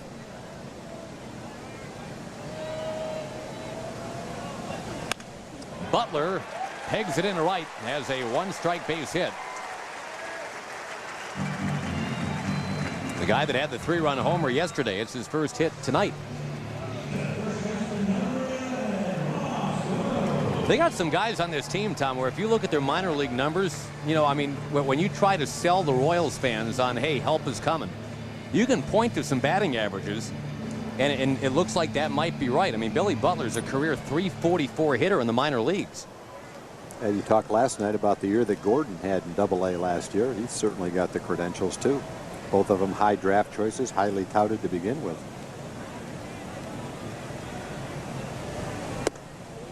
Outside to Ross Glode. It's tough, though. I mean, they are a small market team. And it appears what they've tried to do now is kind of bring in a scaffold to stand on while they begin this big construction project. They bring in the guys like Grudzelanic and Reggie Sanders, some other veterans. I mean, even a guy like Jason LaRue, the backup catcher. And I guess the point is they're not, these guys aren't going to win your World Series, but they can stabilize the situation so you can work on developing the guys that maybe can blossom into being part of a title team someday. The big acquisition they made in terms of free agency this offseason was Gil Mesh. And they wanted him to be a part of things going forward to the tune of 5 years. Slap tag down, not in time. Should say 5 years and $55 million for Gil Mesh.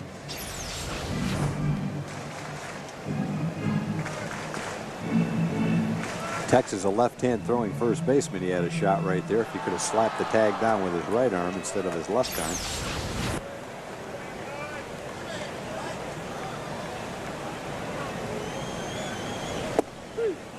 There's a strike, 3-1.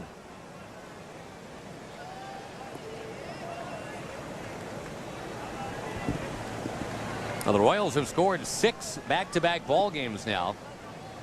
They shut out the Yankees 7-0 before the Rangers got here.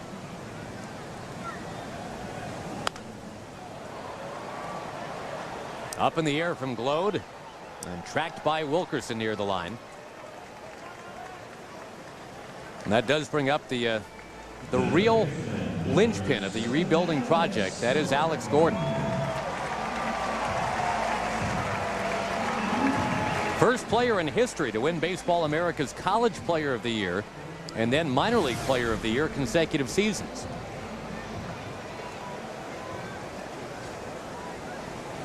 So basically he fulfilled the promise that that publication saw in him.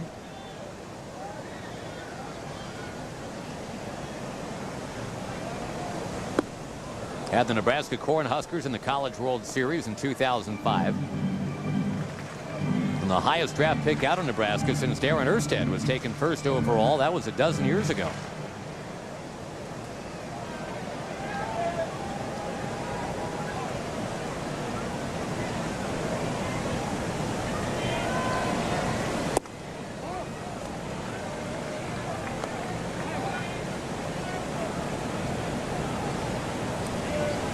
Gordon did have more than 100 runs batted in at Double-A last year. Pretty complete season for the Wichita Wranglers.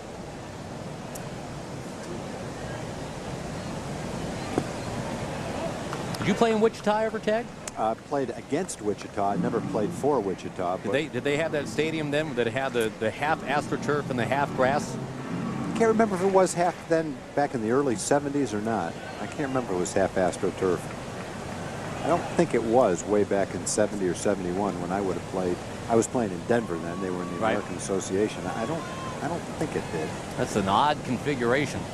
I have played on a field like that, but I'm trying to think where it was, other than in Chicago when they used to do that. Lawrence Dumont Stadium in Wichita. Well, this was a good park to hit in. Short center field wall. 3-1 pitch. Now make it 3-2. Well, again, with Gordon, the expectations are just ridiculous because they keep floating out the name George Brett, a guy that he idolized growing up.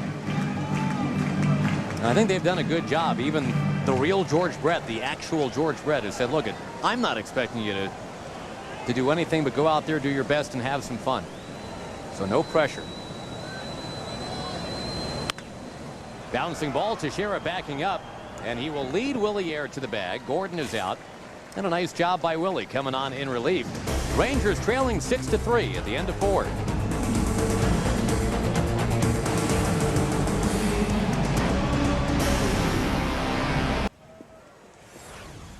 Steve Busby night here in Kansas City this evening, and a guy that was, boy, on the fast track to do some pretty special things as a Kansas City Royal. First pitch thrown out to his son Steven. Other family members in attendance. And a big crowd here in Kansas City tonight, Tom, turning out to thank Steve Busby. Wife Pam, the entire crew out there in the suite tonight. I think it's a great idea that the Royals have. They're bringing back Cookie Rojas for the same kind of a day.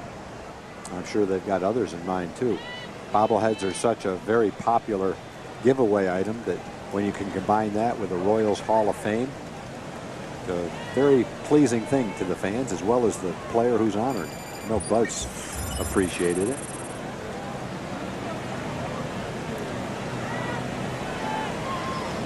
Buzz with those 2 no-hitters his first 2 years in baseball, Major League Baseball.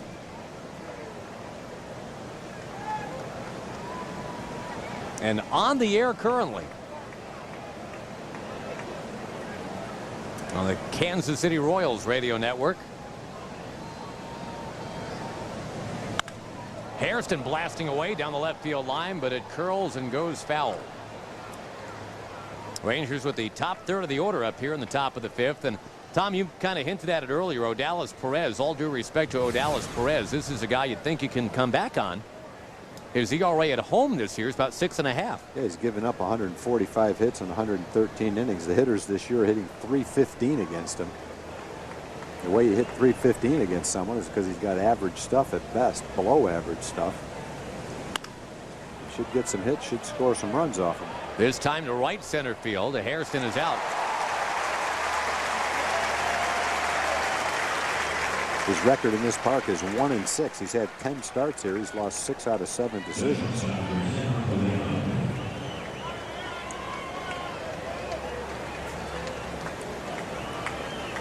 Michael Young now hitting .300 on the button with a 2 for 2 tonight.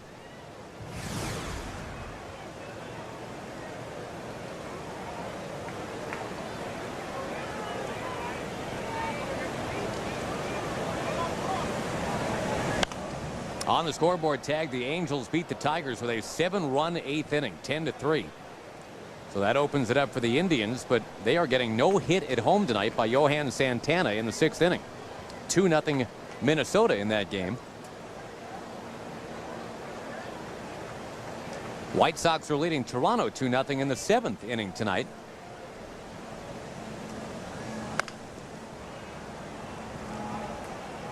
Well, the Yankees, every time you think they're just about back in it, not so much. The Orioles leading Roger Clemens and the New Yorkers tonight 3-0 in the 5th inning. Boston's got a 3-1 lead on Tampa Bay in the 5th.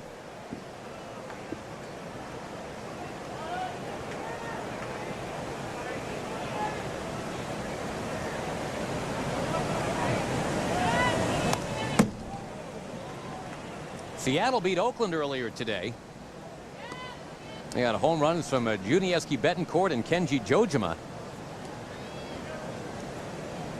If the Rangers can find a way to win this one tonight, Tom, they'd be only 2 games behind Oakland now for 3rd place.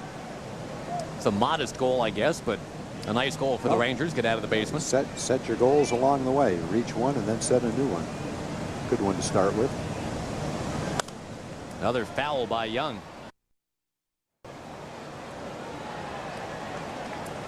There's your up to the moment AL West standings. The Mariners 4 behind the Angels. That 7-game losing streak didn't help.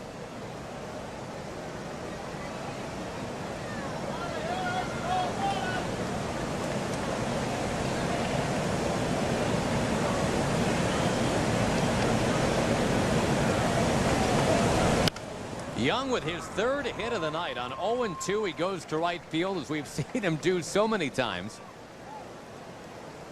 An 11-game hitting streak for Mike. He's 20 for his last 42 at bats now, Tom, and looking every bit the part of a .300 hitter. He just kept fouling off tough pitches. Got one that just kind of hung up there out over the plate, drilled it into right field. Rangers need a home run right here, so I'm going to call one for Tex. Ooh. See Tex with the open stance, kind of like Nelly Cruz. That may have been the idea behind Nelly Cruz's open stance.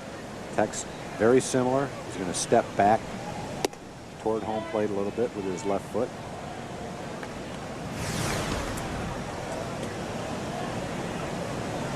I'm going to call a fountain shot. Really? Yeah. Not easy to do. Nope. You're not going to call the Dodge Ram shot, the 803-foot home run? No, I'm not going to call that one. All right. Either that or a walk.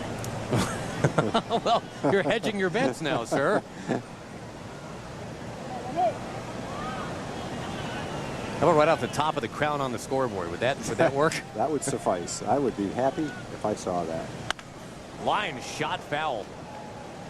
Good play off the carom there.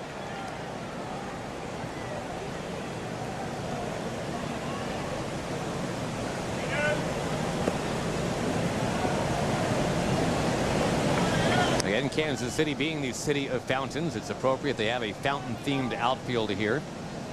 2 fountains right by our hotel. Not quite to the fountains. It's a line drive. There was a rope throw. Man. If he got it up in the air, it would have been a home run. Emil Brown makes the play. All right, I'm going to put in the call for Sammy now. All right. Texas still hit the hardest ball of the year, I think. The line drive he hit at Mark Kotze in Oakland, left-handed. Oh, yeah. Line shot. The one that almost took his glove off? Yeah, I mean, it was caught, too. It wasn't even a home run or a base hit. It was a line drive out to center field.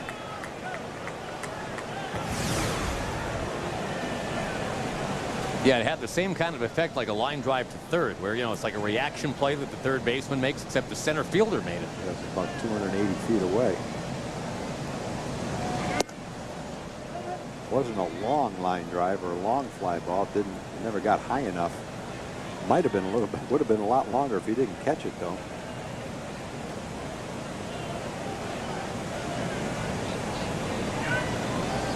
Sosa yesterday with home run number 604.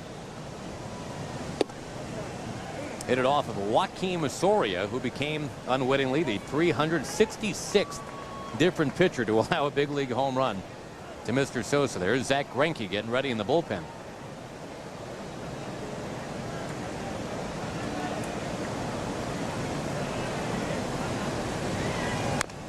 Greinke was a high draft choice who had some personal problems along the way. Had a chance in the rotation. I think they're trying to work him back in slowly in a comfortable role. Kind of a long middle relief role. He's doing a pretty good job there. I think eventually, still a very young kid, eventually he'll work his way back into the rotation when he gets comfortable with things.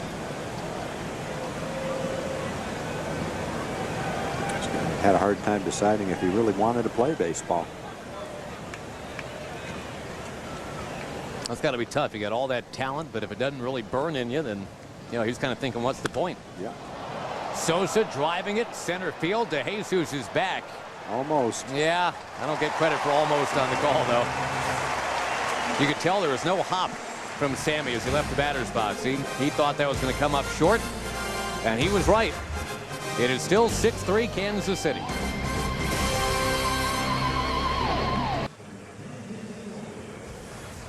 Rangers taking on the A's August 6th through 8th. Then the Devil Rays come in, and on Friday, August 10th, the first 20,000 fans get a Ferguson Jenkins bobblehead, compliments of Coca-Cola.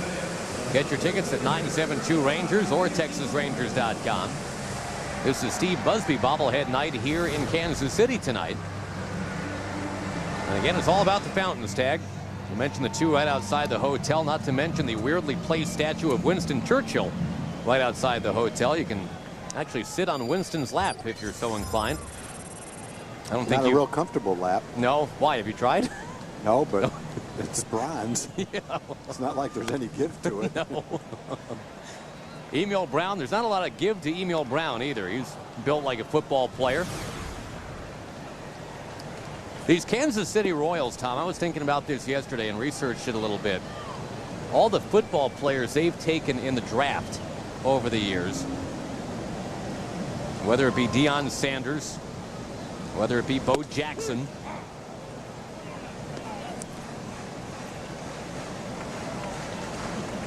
D. Brown was a football player. D. Brown, yeah, in Maryland. I forget the guys like John Elway, Steve Bartkowski, Archie Manning, Dan Marino, Deion. They were all in the baseball draft at some point. Emil Brown, not D. Brown, lines out to left center. Marlon Byrd was supposed to be a big-time football player at Georgia Tech before a freak accident derailed his plans to play football. Almost cost him pretty much anything athletically. Almost cost him a leg. There was talk about amputation when Marlon had to the complications set in, the infection that developed after the surgery.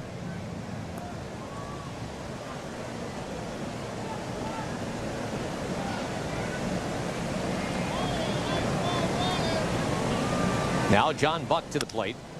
A little flare, right field. Nelly Cruz coming on and realizes he's got to play it on a hop. A 3-hit night for John Buck, and 2 of the 3 hits, Tom, have been just kind of flipped into right field like that.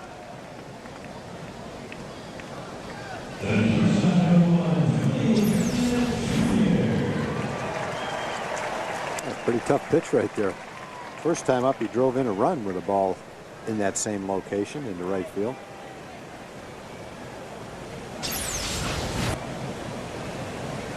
Tony Pena Jr. was a teenager when his dad was the manager here in Kansas City.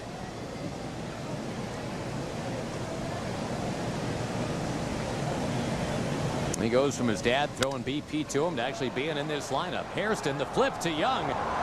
Hey, dazzling double play. That was rather nonchalant right there by Jerry, but he knew what he was doing, I guess. But it looked cool, though. It was very cool. Probably see it again tonight. Flip, glide, throw. 2 for the price of 1. 6-3. You could use some baseball.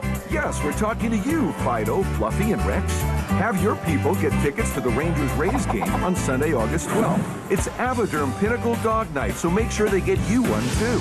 Be prepared to bark for great plays, wag your tail for home runs, and likely eat some ballpark food. Advanced registration is required, so don't just lie around like you do every other day. Get your tickets now. For details on Avoderm Pinnacle Dog Night, visit TexasRangers.com. You could use some baseball, Rover. Time for the Sonic Slam inning, brought to you by Sonic. The jackpot worth $1,500 plus tickets to a Ranger game and dinner for 2 at Sonic. And the Rangers are hitting for Donna Rice of Bartonville. If a Ranger hits a grand slam this inning, you know what that means, Tom? Yeah. Big bucks. Big bucks. Big money, big money. $25,000. We've seen it before. But not lately. No. So that's, kind of a tease. Maybe it'll be this inning. Maybe the Rangers will take a 7-6 lead, and Donna Rice will win $25,000. So don't you all go to the refrigerator now. Now it's Dukes of Hazzard reference here, Tag. Waylon Jennings. Tell me you saw that movie, the Dukes of Hazzard movie? No way. No. You might have to tie my hands behind my back and drag me to see that one.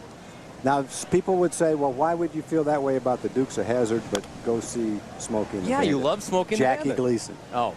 Jackie Gleason. So it wasn't for And then I turned out liking it. I mean, I liked the movie, Right. too, but Jackie Gleason was the motivating factor there. Well, one's a Trans Am, one's a Charger. And the other thing is, Smokey and the Bandit wasn't already a TV show.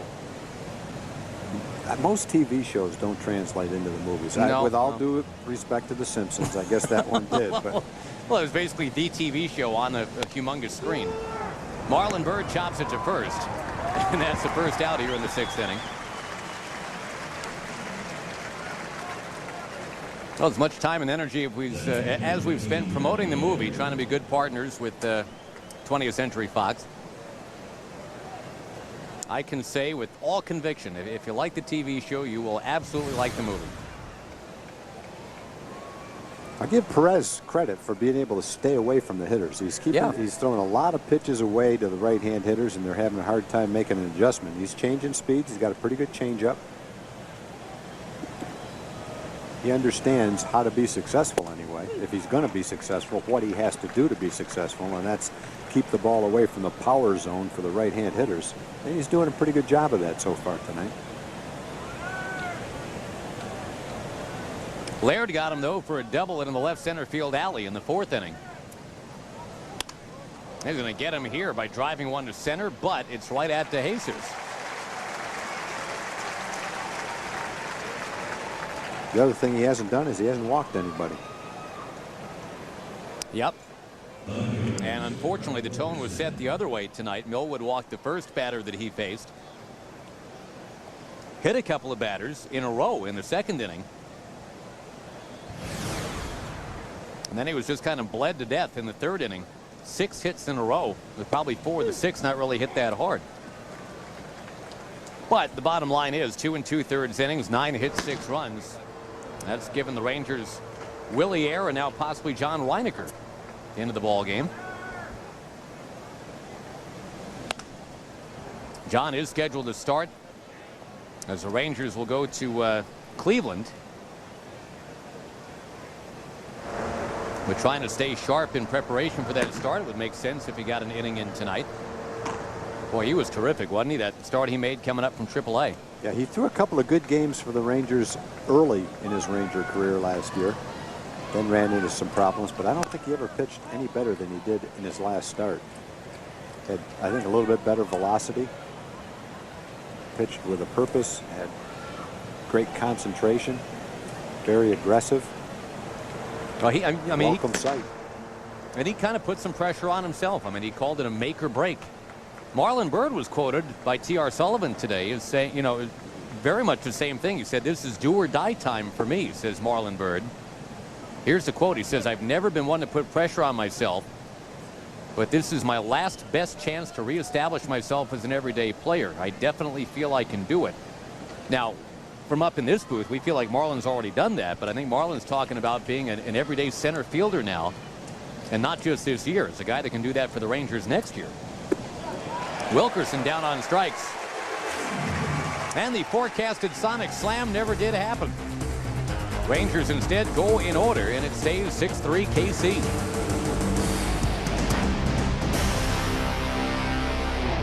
Thank you for calling me. This cookie dough blast is so good. You know, I could have waited for you to finish up. No, I was... Wait, no. I was done. I was out the door. I think we have different definitions of done.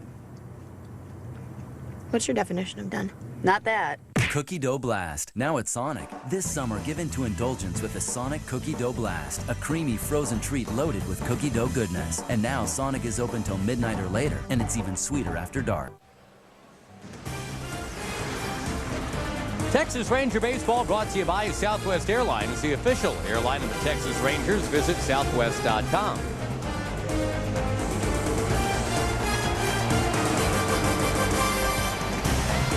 It's humid, but now that we got some blue skies to show you, we can say it is, it's pretty.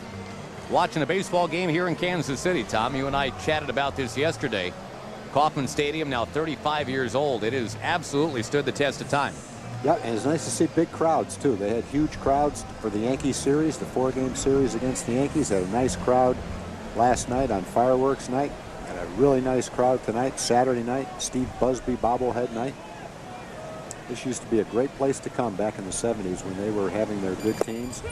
I wouldn't say it was full every night, but it was like this most nights.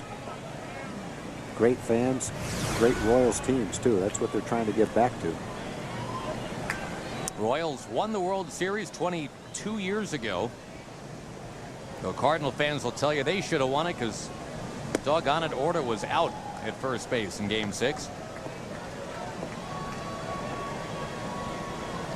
That set up the game-winning hit by Dane Orge, scoring Jim Sundberg, forcing Game 7. The Royals won that one 11-0. A complete meltdown in every way by Joaquin Andujar in that game.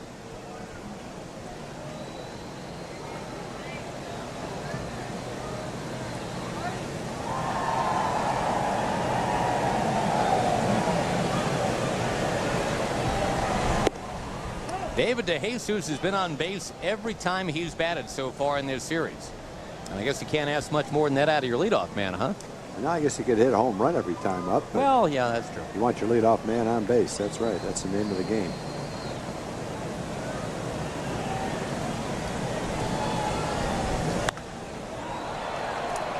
This is in the air and will not be a home run. Marlon Byrd collects it out there for out number 1.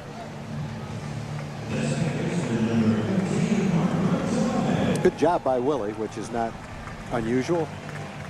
He does frequently come into a ball game and pitch well. He gets out of this inning. He will have pitched 3 1/3. Hopefully scoreless. He's only given up a couple of hits. No walks, no strikeouts. That's kind of become Willie's specialty, hasn't it? Come in, really before you want to see your reliever, but you still need to get through the ball game. Well, this is a very winnable game, too. It's 6-3 after 4 innings. So every 0 Willie puts up there, he continues to give the Rangers a good chance to come back with only a 3-run deficit. They haven't been able to do it yet, but he's given them the chance to.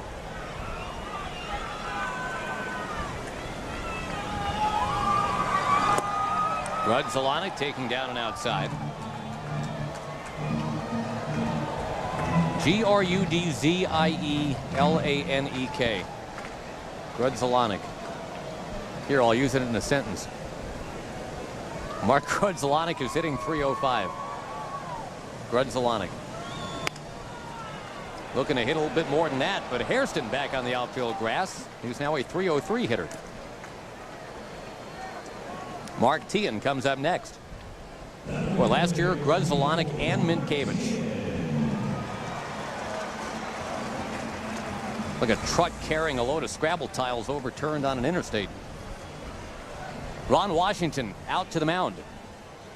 And Willie Ayr, boy, if you're a Ranger fan, you got to applaud what Willie Ayr did tonight. He takes the Rangers this deep, keeping them around at 6-3. And now a pitching change at hand. We'll come back and tell you about the new Ranger on the mound after this. Willie Ayr threw only 31 pitches, Tom, and that got him through 3 innings. Kevin Millwood, the starter tonight, lasted only 2 2/3 innings, and he threw not 31 pitches, but 77. So Willie got more outs on his 31 pitches than Kevin did on 77 pitches. And again, that keeps the Rangers in this ball game. Willie's 3 quick innings of work, and now John Reinecker takes over. Well, the Rangers are definitely in the ball game. It's a 6-3 game. John Reinecker coming in to face the lefty, and probably a little bit more. There's no one else warming up in the bullpen.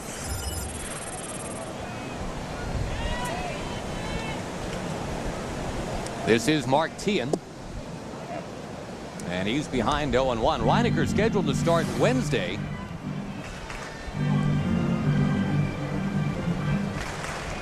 That against the Indians' Paul Byrd in Cleveland. Rangers will go with Brandon McCarthy the first night into Cleveland. That'll be Tuesday night. And a tough draw for Brandon. He's matched up again against Fausto Carmona. That happened to him last time. Carmona's 13-4.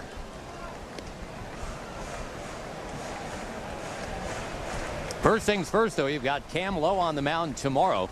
Leo Nunez coming up from Omaha to make the start for Kansas City. Boy, not close right there is Teahan. 2-2. He's thrown him two good pitches for strikes. A changeup down and in, sinker, good sinking action to it, and then that slider down and away.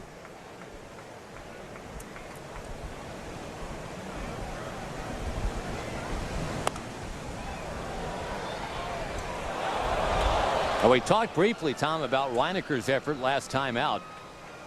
And against a team that he seems to match up well against, the Seattle Mariners. He gave up an unearned run in the first inning. And boy, did he settle into a groove after that. A 6-hitter. And the Rangers won that game 2-1.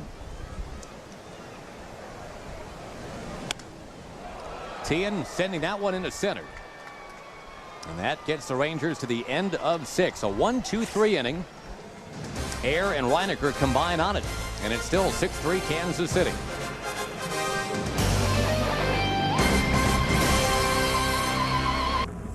There's a lot of things I'm not good at, but probably at home not good at doing dishes. Don't know where they go. I don't like cleaning them. I don't like scraping off the food. So I just throw my dishes in the sink and hope they get done.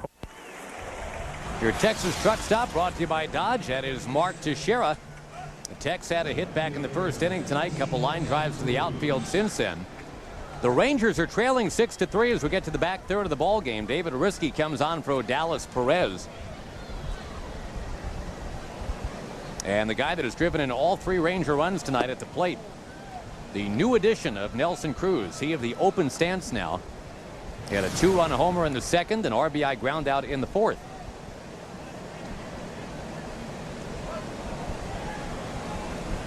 Risky, a guy who's been around the American League for a while now with Cleveland, with Boston, with Chicago, and now with Kansas City.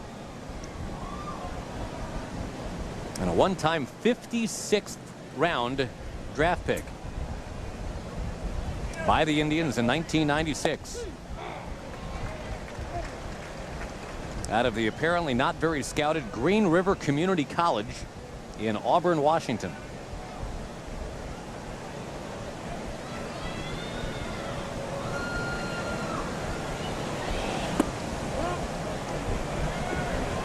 Three and one the count to Cruz. Rangers definitely take a walk right here to get a rally going. A walk is not something they've had yet tonight. Odalis Perez, who had walked at least a batter in every start this year, did not walk a Ranger tonight. And wouldn't you know it, here's Risky, and he does immediately what Perez didn't do all night. Yeah, he looked like he was going out of his way to keep the ball down, but he couldn't get it high enough to have a strike called. Rangers have the leadoff man on it. What's still a close game, 6-3. No one scored for the last couple of innings. Kansas City hasn't scored since their 4-run inning. Former Ranger great Buddy Bell trying to get his Royals to where the Rangers are right now, a record of 46-57. A win for KC tonight, that's what they'll be. Strike to Metcalf.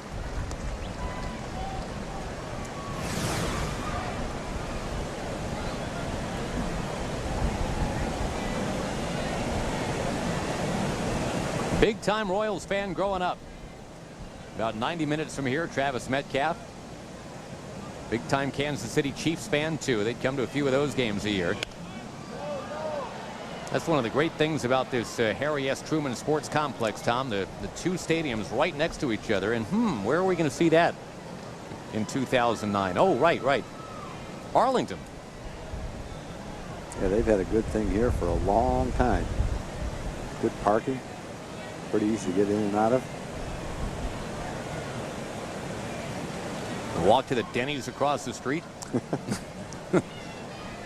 You guys used to stay out that way, huh? In the old days, the Clarion Hotel it is now used to be the Sheraton Royal. I think the Royals owned that hotel. Maybe not. Is that the one? And there was an Adams Mark, that one right there. Used to have a good restaurant there. The other thing I remember about it, they used to have a great big leather couch in the lobby that was shaped like a baseball glove that 2 or 3 people could sit in. That's cool. It was a nice brand new hotel. Inside corner to Metcalf for the first out here in the 7th inning. Top of the order, Hairston coming up next. The more I think about it, I don't think the Royals owned it. They just called it the Sheraton Royal because of obvious reasons. Well, that big white hotel right near Rangers Ballpark in Arlington now is Sheraton. Maybe they can call that the Ranger Sheraton. Not that I'm a marketing guy, but that used to be a Sheraton a while back too. That hotel has changed names a lot. Yeah, it's come full circle. John tells me that Mr. Kaufman did own that hotel for a while. I was right the first time. Thank you, John. Jerry Hairston drives it. That's to left field, and that is going to be caught on the warning track. Well, the Rangers have hit some balls well today. Most of them have been caught. They haven't hit them well enough, but boy, with a little luck, Jerry could have snuck that ball out of here to left field. Boy, Jerry's hit some deep fly balls to left, center, and right tonight. One of each. And Neil Brown runs it down at the track.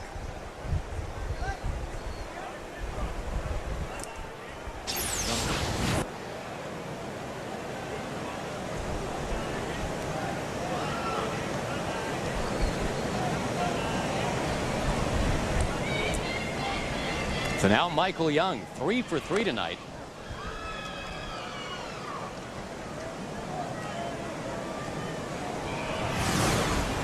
Rangers being out hit 11-7. They had a 2-0 lead tonight on the Nelly Cruz home run. Again, Ron Washington says Nelson Cruz is pretty much your everyday right fielder the rest of the way.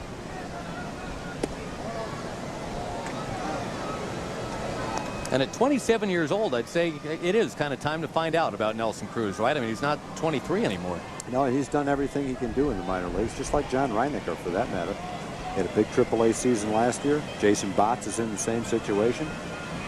if they're going to play in the big leagues, now's the time when they have to get their chance, and it looks like that's happening right now. Now it's up to them to make the most out of it. Young flies out. Again, the Rangers get the leadoff man on, but again, they cannot score.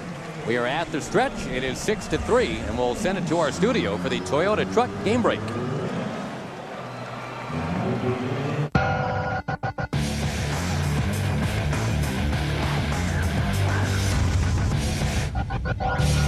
Hello from the Fox Studios. I'm Nita Wiggins with a Toyota Trucks Game Break. We'll get you back to Kansas City in just a moment. Rangers and Royals wrapping up their 3-game set tomorrow. And it will be Cam Lowe taking to the hill for Texas. In his last start, Lowe allowed 3 runs on 7 hits over 6 2/3 innings against Seattle. He wasn't in line for the victory, but the Rangers did go on to win. The Royals counter with Leo Nunez, who will be making his 2nd Major League start of the season. You can see the game starting at 1 on Fox 4. Cam Lowe is optimistic. We got high hopes going in and having a good series. Be good for us to, win the series, if not sweep, to start off the road trip. Rangers and Royals tomorrow afternoon. One more time, first pitch at 1:10 on Fox 4. That's it for now. Let's go back to Kauffman Stadium. Enjoy the rest of the game.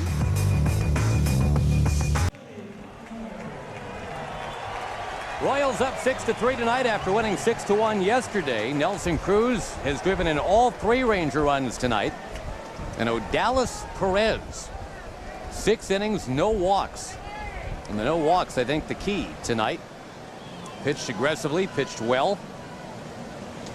Now the Royals trying to add to their lead here against John Reinecker. John is on for Willie Ayer, who pitched 3 terrific innings in relief of Kevin Millwood. 2-hit shutout baseball for Willie. It took him only 31 pitches to navigate 3 innings. And unfortunately, on this humid night, again, a tough night to pitch, Millwood lasting just 2 2/3, allowing all 6 Kansas City runs.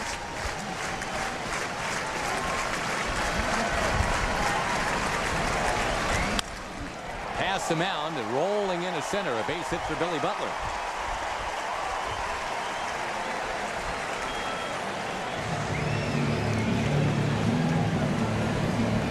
Butler started 0 for 2. Now he's 2 for 4. Frankie Francisco getting up.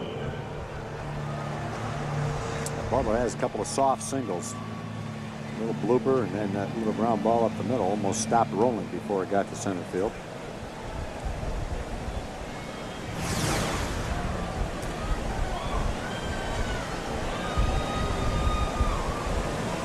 Ross Gload, a well-traveled guy. Has some under-the-radar transactions, Tom, but, he's a guy that was originally Marlins property. Then he went to the Cubs, and the Rockies, and the Mets. Back to the Rockies, then the White Sox. Now the Royals have him in exchange for that big lefty, Andrew Sisco. Looked like he was going to be a pretty nasty reliever. Big, yeah. Huge, hard-throwing lefty. He never quite put it together. You see him on any given day, though. When he does have good stuff, you would love him. Not exactly sure where he is now. I think he and Mike McDougal, both a couple of former Royals that went to Chicago. I mean, big, hard-throwing guys. It did not pan out quite the way the White Sox had hoped.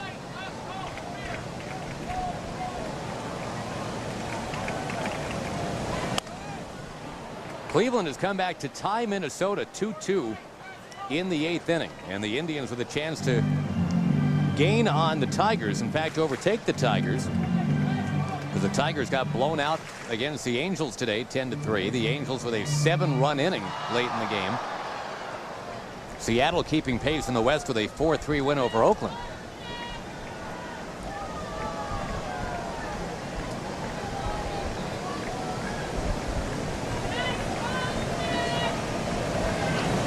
Load taking inside, 2-2. Rangers had themselves a 2-0 lead in the top of the 2nd when Nelson Cruz hammered one out of the ballpark. Royals, though, came back and tied it off Millwood in the bottom of the 2nd, then scored 4 times in the 3rd. Did he go? Yes, he did. And that is out number 1 here in the bottom of inning 7.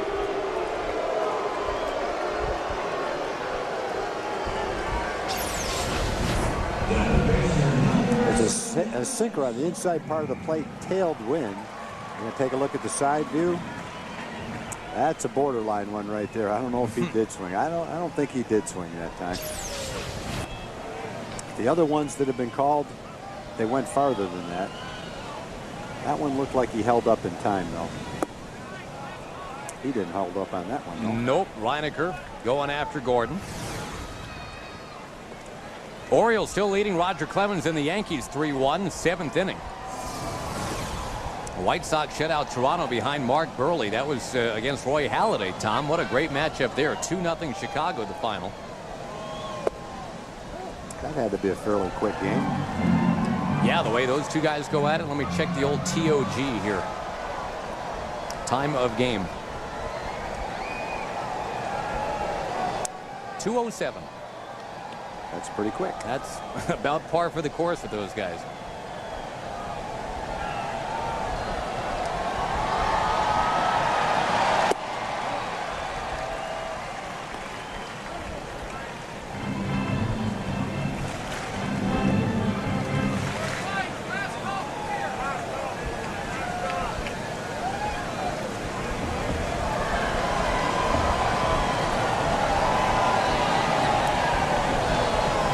On 2-1 to the super prospect Alex Gordon. A lot of guys had him for Rookie of the Year back in March, along with Daisuke Matsuzaka. I think Dustin Pedroia of the Red Sox, if the Red Sox stay in first place, Tom, he maybe even more than Reggie Willits these days might be the guy. But boy, Willits has had a great year too. Yeah, I guess that plays a little bit of a role in it. Not quite to the extent of an MVP award, whether the Rookie of the Year plays on a good team, but I think it carries some weight. If you're a top-notch rookie on a pennant contending team and maybe a pennant winning team, I think that carries some weight. Reinecker getting the double play to get out of the inning. Michael Young shifting over. And the Rangers, they've been turning a lot of double plays in this series, but they are in trouble in terms of the wins and the losses. They are trailing 6-3 tonight. Mom and Dad know that for as little as $60, they can buy a Coca-Cola Texas Rangers family pack. It includes 4 Cokes, 4 Hebrew National hot dogs, and 4 tickets to watch Junior hit wiffle balls in the Coca-Cola Sports Park. At least that's what Junior thinks. The Rangers home run fireworks will remind him why they really came, and the price means Mom and Dad will want to come back. To buy your Coca-Cola family pack, type in Coke as your coupon code at TexasRangers.com or call 972-RANGERS. You could use some baseball. Folks, don't miss the Rangers Baseball Hall of Fame induction of Rusty Greer in the pregame ceremony Saturday, August 11th. And the first 20,000 fans receive a commemorative pin, and all fans can enjoy post-game fireworks. 972-RANGERS, the number to call, or visit TexasRangers.com. Well, there's a Yankees player, apparently, Tom, that did not quite make it to Baltimore. Misplaced here in Kansas City. Well, he likes the ballpark. He likes baseball. He just got tired of playing. likes people to know who he is, though. He wears his uniform.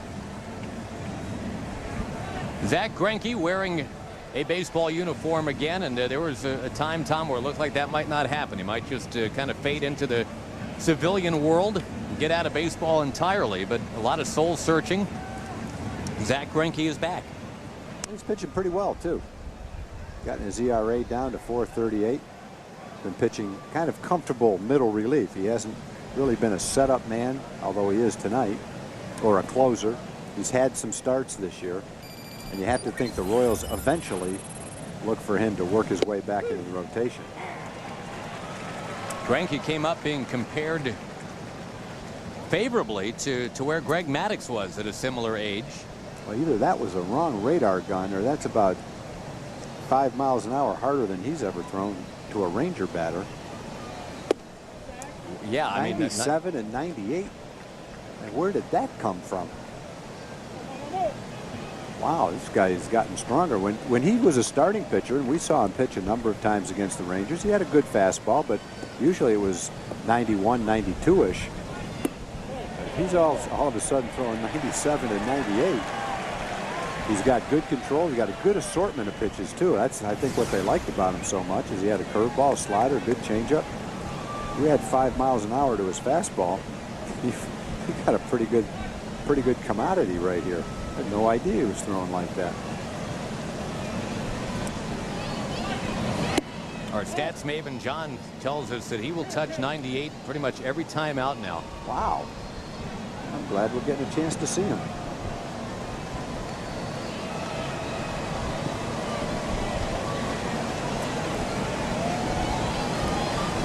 Now on 2-2 to Tex.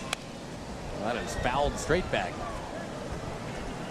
I think the thing about Greinke too, Tom, you know, he started pitching full time only in his senior year of high school, so he's got an arm with very low mileage on it, and he's just an excellent fielder too, having been a very terrific high school shortstop.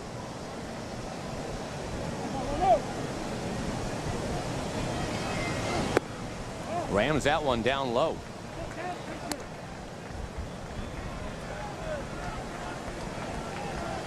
Great chance for the Rangers to get back in it, though. They've got the right guys up here, Teixeira, Sosa, and Bird.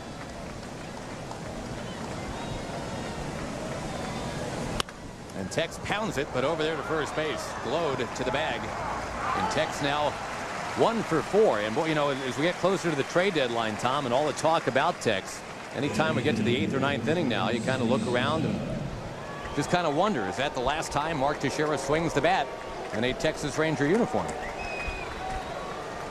I guess we'll find out in a few days.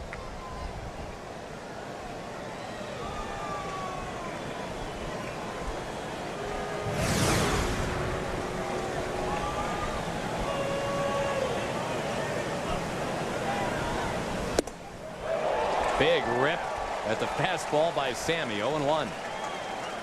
I'm just amazed by Greinke adding 5 or 6 miles an hour to his fastball like that. He was a young kid, and you know that happens. There's a lot of young kids that in high school, early in the minor leagues, are guys that are throwing 86, 87. All of a sudden you look, Kenny Rogers was like that, and all of a sudden you look up, he's throwing 95 miles an hour. I don't know how you predict that. Boy, and then you get that slider working. When you looked at Greinke before, the one thing you said about him was he's not overpowering. He's got a decent fastball, but the other pitches, the complementary pitches to go along with it were really good. Curveball, slider, and a changeup. You all of a sudden give him a well above average fastball like that with those other pitches. I don't see any reason why he can't be a solid starter.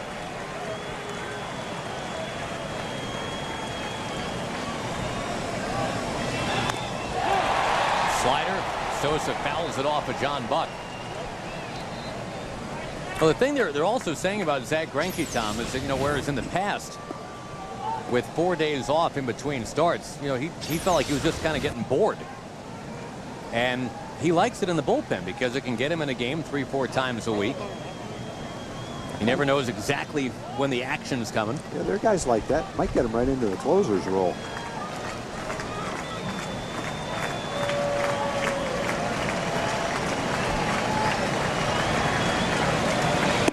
Upstairs, 1-2. You mentioned Greinke was a real good shortstop in high school. Looking at the media guide, he also lettered in golf and volleyball. It's a combination for you. Baseball, golf, and volleyball.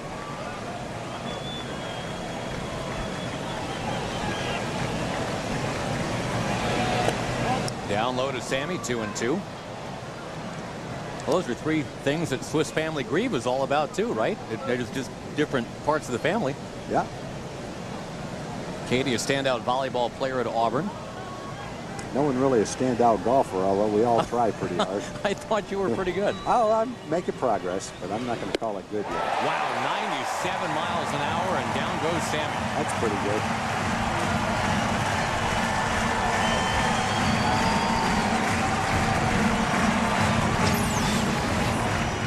He tempted him with several sliders down and away, and then when he wanted to get him, he went with a high fastball, upper 90s, and that's what he put him away with. Right up at the letters. Greinke's only 23 years old. He's still just a kid. If he's coming out of college as a #1 draft choice, he'd probably be pitching in the minor leagues.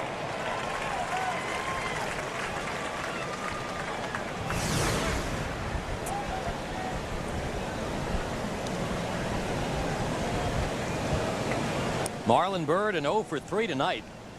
Robbed back in the first inning by Alex Gordon. Tips that one towards the crowd. A crowd of 27,700 here on Steve Busby bobblehead night tonight. And a bunch of fans standing out there beyond the right field wall. It's a neat place to watch the game, right above the fountains. Got a little concession stand out there.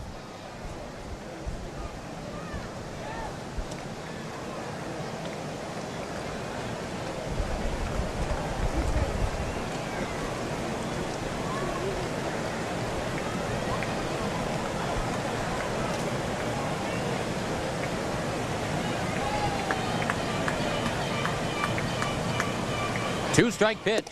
Got him at 98. It's right where he tried to throw that, too. High fastball, get him to swing at it. That's impressive stuff. The Royals continue to lead it tonight 6-3.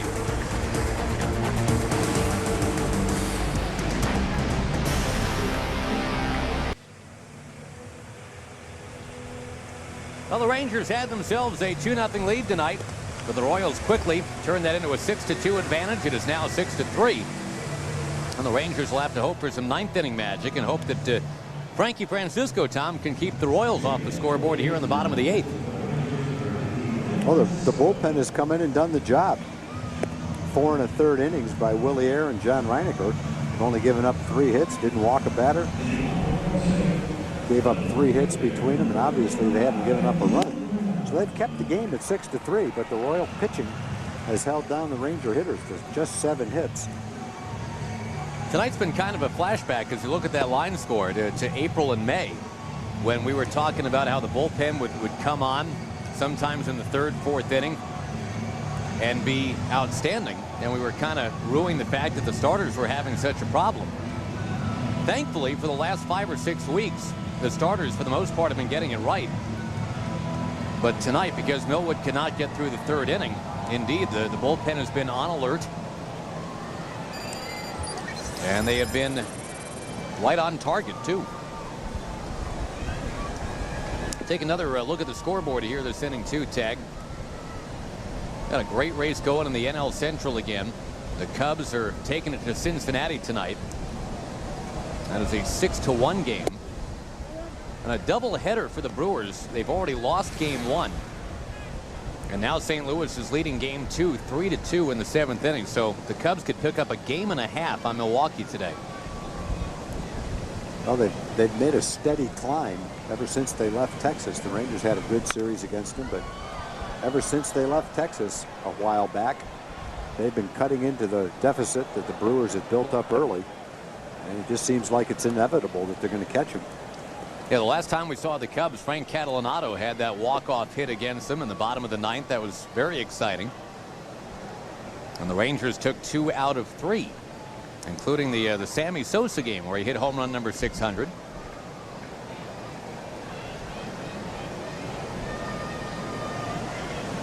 Emil Brown up and over. A leaping Michael Young. That gets to the warning track in a hurry. Brown, who had not doubled in 25 games, has a pair of doubles tonight. He's had a good game. He also has a single. He's lined out to center. He scored a couple of runs. That's a fastball right down Broadway, a little bit on the inside half of the plate. He smoked that ball. Line drive over short, carried all the way to the wall, rolled all the way to the wall.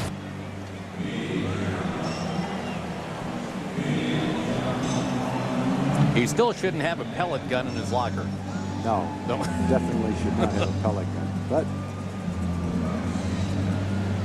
he'll pay the price for it one way or the other. One way or the other. He was 3 for 23 coming in at tonight's game over the last few games, but 3 for 4 tonight. And the batter is John Buck. Well, the bottom third of the Royals order tag has 8 of the 13 hits tonight. 8 for 10. That's pretty good. Makes you wonder why they're hitting 7, 8, 9.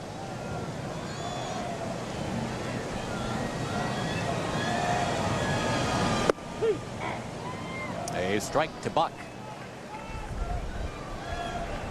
By the way, the Giants and the Marlins They are in the bottom of the second inning in San Francisco, and everybody is on Barry Bonds' red alert. Barry Bonds is playing in that game. He's been up once and he has struck out.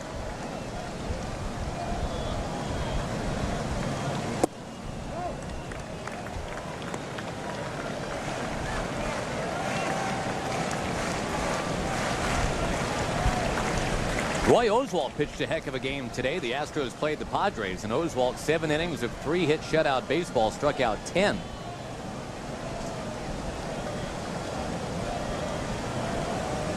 Houston a 3-1 winner. Greg Maddux, the losing pitcher. Frankie's gotten himself into a little bit of a rut, taking a lot of time between pitches, throwing a lot of pitches. Yeah, the confidence that Frankie used to have, seems like Benoit has it now, and the time between pitches that Benoit used to have, Frankie's got that now. That's a good pitch right there, though. 2-2. It's like they've traded psyches. Arizona beat Atlanta 4-3 with a run in the bottom of the 10th. Highland Park's Chris Young is not the only Chris Young having a great year. He of the Padres, the Diamondbacks' Chris Young, hit his 18th home run of the year in that game.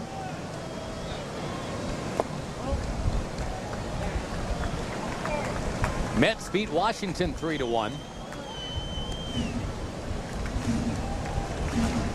Colorado leading the Dodgers 5-1. The Rockies trying to stay in the race in the NL West.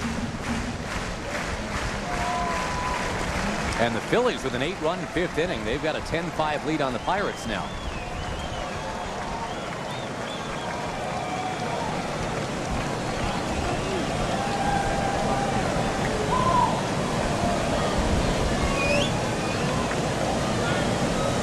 Walked him. Now Frankie, simply stated, just has not been sharp of late. No, he's struggling. He's struggling. I think you can tell when a pitcher's struggling, when they're taking too much time between pitches. They're thinking about it. They're not feeling comfortable. Not comfortable with their delivery. They're not confident in their ability to get the hitters out. And they kind of linger out there, hoping to find it. And for Frankie, throwing 95 miles an hour, get up on that mound, big guy, let it fly. That's why it's fun watching a guy like Roy Halladay. We were talking about him last inning or a couple innings ago. You know, get that ball and go, because you get the sense from Halladay, and he wasn't always like that either, but now it's like, man, I can't wait to see if I can get this one by you. Bunt is shown, a strike called, to throw to second, not in time.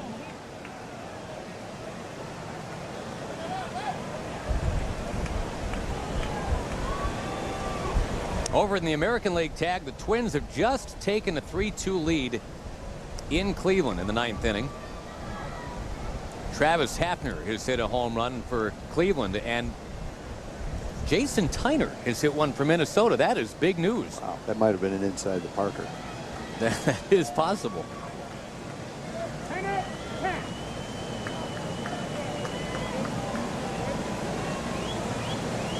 Johan Santana, 7 innings, 12 strikeouts in that game. There's the bunt up near first. It stays on the line. And Teixeira with the tag. First out of the inning, but now it's second and third for David DeJesus. The fans appreciate the sac bunt. I think that's one where you can't take the chance on letting it possibly roll by you, right? No, if you let it roll and it stays fair, now it's bases loaded, nobody out. That one looks like it might stay fair, but you don't know for sure. Texas is the one that has to make that determination. Once you let it roll, the guy's going to beat it out if it's fair. You can't let that happen, so you have to pick the ball up and get one out. Well, you've got the lefty DeJesus coming up, and C.J. Wilson, left-handed, talented. He's going to come on and try to get the Rangers out of it here. 6-3 game in the bottom of the 8th on my 27.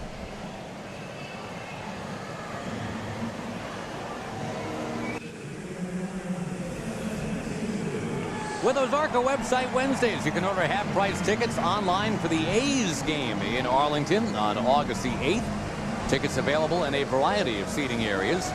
Order your tickets online at TexasRangers.com.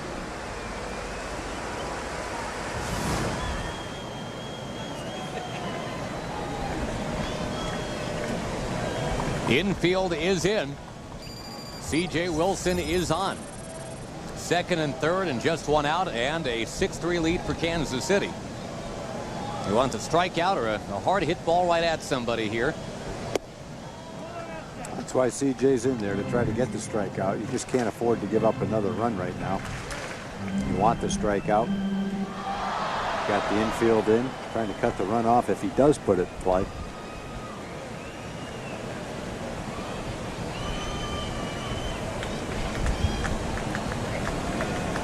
De Jesus has been an awfully tough out in this series. On base 7 out of 8 times. Just outside 2-0. A couple of 94-mile-an-hour fastballs to start off De Jesus.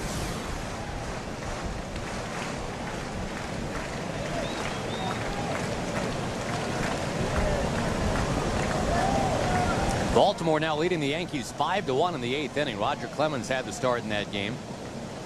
Boston leading Tampa Bay 6-4.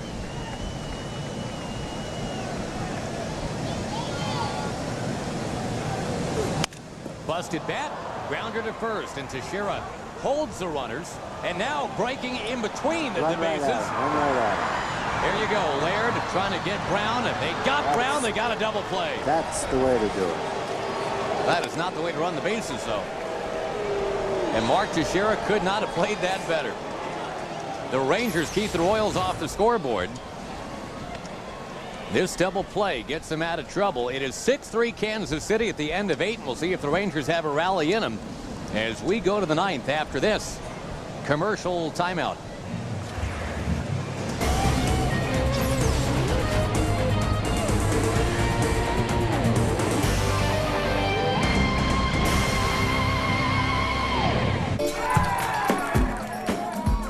The police often question him just because they find him interesting. His beard alone has experienced more than a lesser man's entire body. His blood smells like cologne.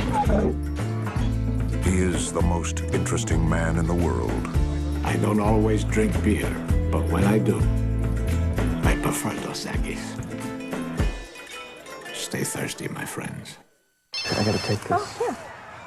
Hey. Chucky Brown missing 2 free throws. Out to Smith. Brown 11 points, 7 rebounds in the contest. Smith lost it going inside. Now it's Martin. Blew the dunk. Ball tipped away by Smith. Life comes at you fast. With our select coverage options, a Nationwide agent can tailor a home policy just for you. So switch to Nationwide today. Nationwide is on your side. And that completes my report on what our competitor is doing with its Angus burger. All right, settle down, settle down. I've got film of our new sirloin burger here. As you can see, it's our 100% sirloin patty. We're the only ones in fast food doing that. People can choose what kind of cheese and onions they want, but it's the sirloin that makes this burger amazing. Question. Are you saying that people will find our sirloin more attractive than their Angus's? It's about nothing. I think you may have something here. Seinfeld, weeknights on My 27. A save situation now, and the Royals have Octavio Dotel as their closer, at least for now. Tag, he is one of the hot names you hear on the trade front. The trade deadline, of course, is coming up Tuesday night. But now Dotel, every time we see Mark Teixeira bat, we wonder, is it the last at bat for Tex? Kansas City Royals fans wondering every time Dotel is out there, is this the last time we see Dotel throw a baseball? And so far, he's been throwing it pretty well. 10 saves, but he's blown 3. 27 strikeouts.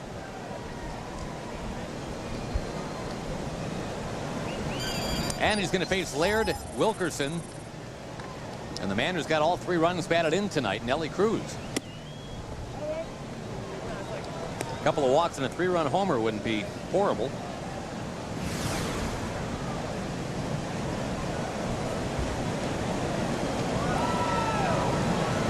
The Rangers had the only home run tonight.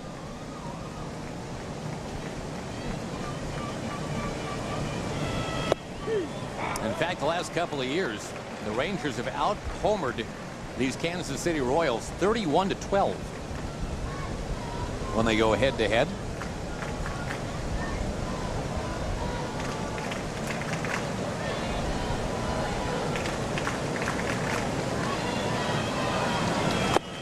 Rip and a miss by Laird.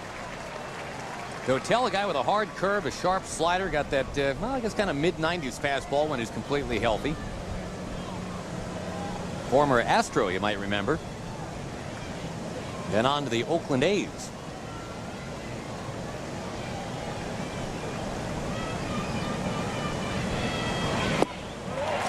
Now Dotel strikes out Laird. That's 3 strikeouts in a row for Kansas City pitching. Well-located fastballs with slight cutting action to him, moving away from Gerald a little bit.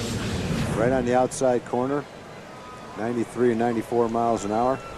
Very good pitches, tough pitches to hit. Got a little bit of movement away from the hitter, and that velocity and that location, that's a good pitcher's combination. Wilkerson has a hit tonight.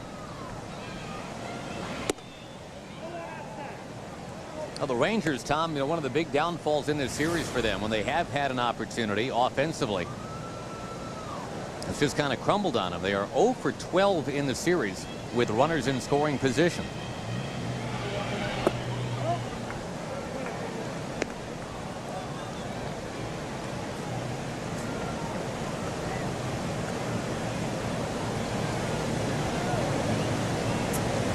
Tomorrow, Cam Lowe is on the mound. That is a 1:10 in the afternoon first pitch. You'll see it on KDFW, Fox 4 in the Metroplex.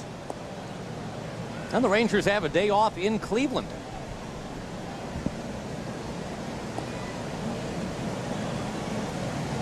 A 3-game series in Cleveland after that.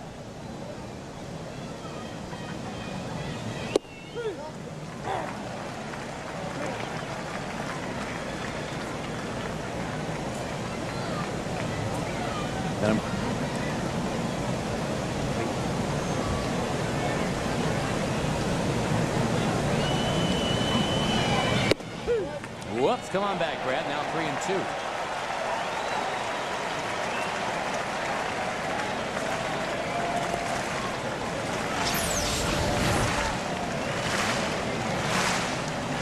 I think Brad thought that was a little bit outside. Looked like, from our angle, looked like a good pitch, but you can't tell for sure because the angle is not directly behind home plate. Hotel pumped that next one, and that was definitely a strike that he swung at. Fastball 93 to 95. Some will tail away from a lefty, some will tail away, will actually cut away from a right-hand hitter depending on how he grips the ball.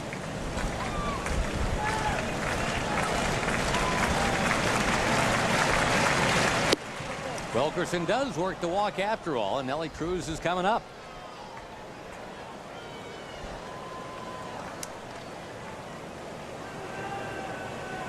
Our Whataburger play of the night is coming up right now, too. Nelson Cruz is first at bat, returning from AAA. He was doing a lot of this for the Oklahoma Red Hawks. 15 home runs down there in 45 games. He's now got 4 as a Ranger this year. Wilkerson a running start, and he will take second base unchallenged. The old defensive indifference.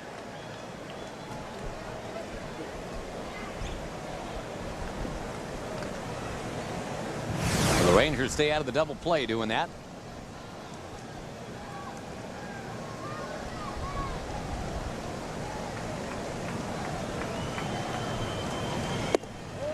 If Nelly Cruz can get on, well, that sets it up for a guy who's loving that opportunity if it presents itself. Travis Metcalf, but Catalanato now in the on-deck circle. Nelson Cruz hits it in the air, hits it well again, left field. That ball takes off. It is gone. Ooh. Wow. That was off the Mountain Dew sign, I think. I think you're right. He did the do in the Fountain area to make it 6-5. That's a pretty nice welcome home, Nelson Cruz. He's knocked in all 5 Ranger runs.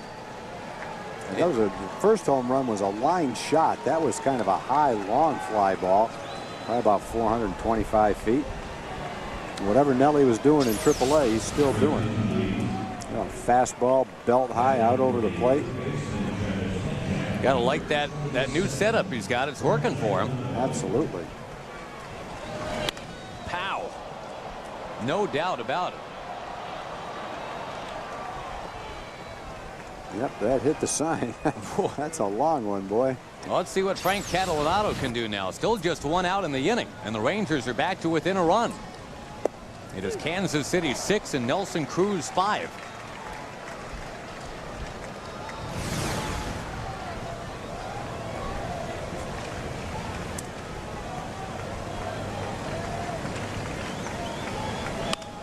Left field, a base hit for Catalanato. And if he gets to second base, and he will get to second base, little base hit now, going to tie this ball game. And Michael Young is going to hit, so he's going to have a shot at it. First, it'll be Ramon Vasquez. And if indeed Dotel is on the trade block, Tom, and he's kind of having the spotlight shining on him here, he is wilting currently. 2 runs already in. When Frank Catalanato is truly at his best, that's exactly the kind of hit he's getting, too.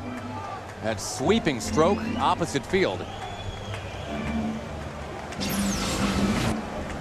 So the hometown kid Metcalf doesn't get the opportunity to swing the bat. Catalanato does in his place.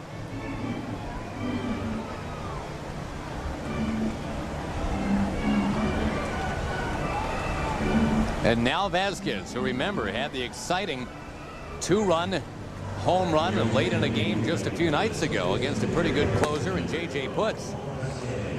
Joaquim Soria getting loose in the bullpen for Kansas City. Yeah, it'll be interesting to see when they bring him in, whether it's after the Rangers tie it or go ahead, or to get the save. I don't think they'd bring him in before the save opportunity is blown, but you never know.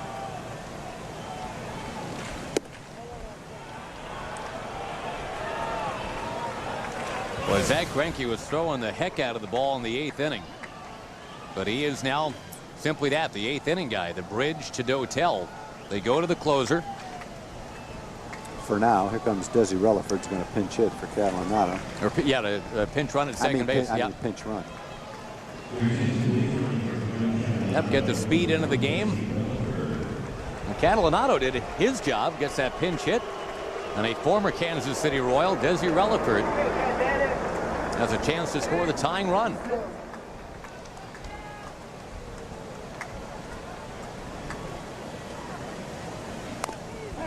Vasquez fouls it, 1-1. Well, the Rangers with a chance to get Kevin Millwood off the hook here. Millwood online for what would have been his 9th loss, what still can be his 9th loss.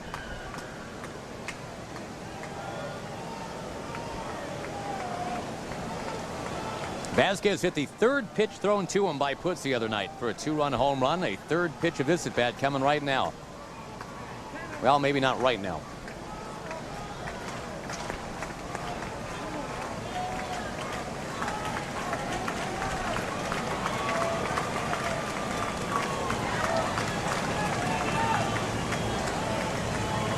Relaford that lead off of second.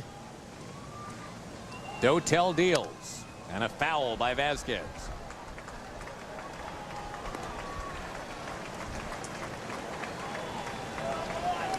And as you mentioned, Tom, you got Michael Young on deck. So if Vasquez doesn't get it done, Vasquez pinch hitting for Hairston. If it does come out to a 2-out 9th inning opportunity, I think most Ranger fans would beg for Michael Young to be the batter. And that would be the case. Vasquez down on strikes. Good hard slider. Mostly fastballs, but then he tricked him with that pitch. Got him to swing at a bad pitch. So it is left to Michael Young.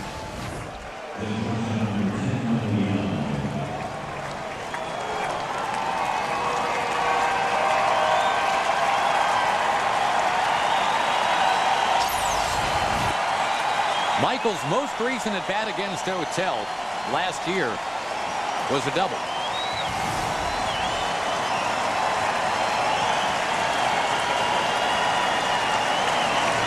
This one's a wave and a miss.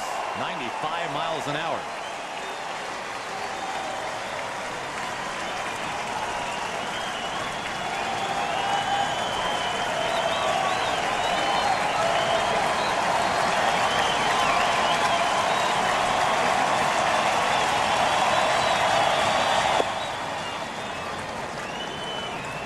Mark Teixeira's on deck.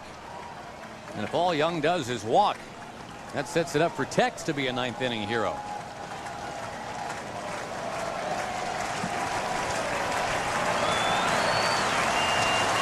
Remember, the Rangers don't have a hit with a runner in scoring position this entire series.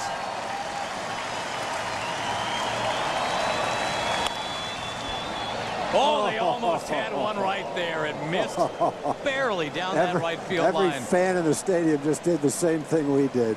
Hold your breath. Whoa. Almost traded places with Desi on that one.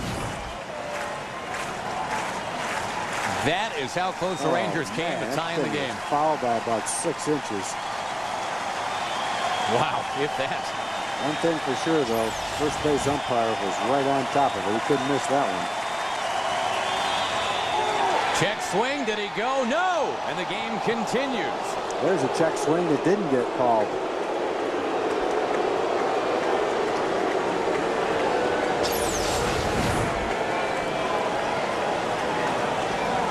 Oh, boy. And it was close. That was close. And a rookie umpire at first base, Todd Titchener, he said no swing. Buddy Bell thought it was a swing. He's really going to think it's a swing after Michael lines his ball to right field. Not yet. 3-2. And Mark Teixeira looms on deck.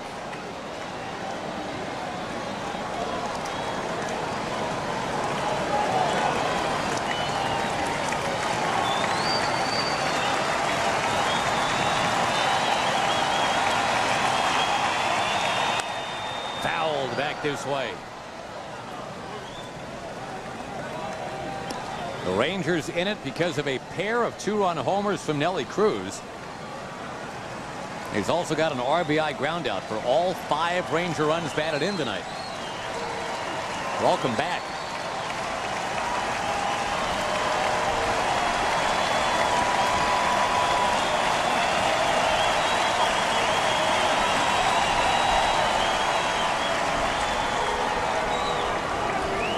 Dotel will need at least a 27th pitch of the inning.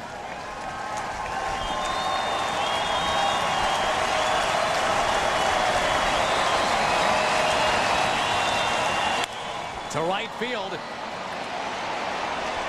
But there's Tien, and that's the ball game.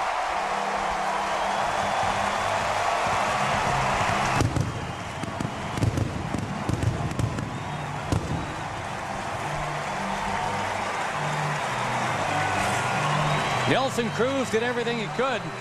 A 5 RBI night, and the Rangers rally in the 9th comes up just a little short. The Royals, a 6-1 win yesterday, a 6-5 win tonight. And boy, that one just a couple pitches ago that just missed down the line. That's too bad. And so is that. Michael had a good approach right there, Tag, but it didn't drop. Yeah, he kept the cutter away from him. The cutter tails, actually slices away from him just a little bit. I think Michael hit it toward the end of the bat. Had a good swing at it, though. He just got it up in the air, and Tien was able to get back and make the play. It was a good swing, but a good pitch, too, by Dotel. Now, the Royals, we've talked about how they're playing better. They've won the first 2 of this series. 6-5 your final tonight. We'll come back in just a moment on I-27.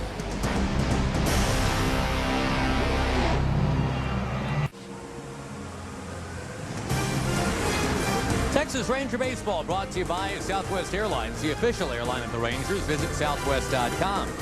By Nationwide. Nationwide is on your side. And by your Texas Ford dealers. Bold moves. Ford is the best in Texas. One glimmer from an otherwise forgettable night in Kansas City tonight, Tom. The return of Nelson Cruz. 2 homers, 5 runs batted in. But you look for signs for the future. And certainly Rangers have big hopes for Nelson Cruz. They had big hopes to start the season. It wasn't working for him. And to his credit, and I think to the credit of Bobby Jones, the AAA manager, and his staff, and Mike Bullinger, the minor league hitting instructor, he made some changes. He went down there with a good attitude, and he has come back, at least for tonight, and looks a lot better.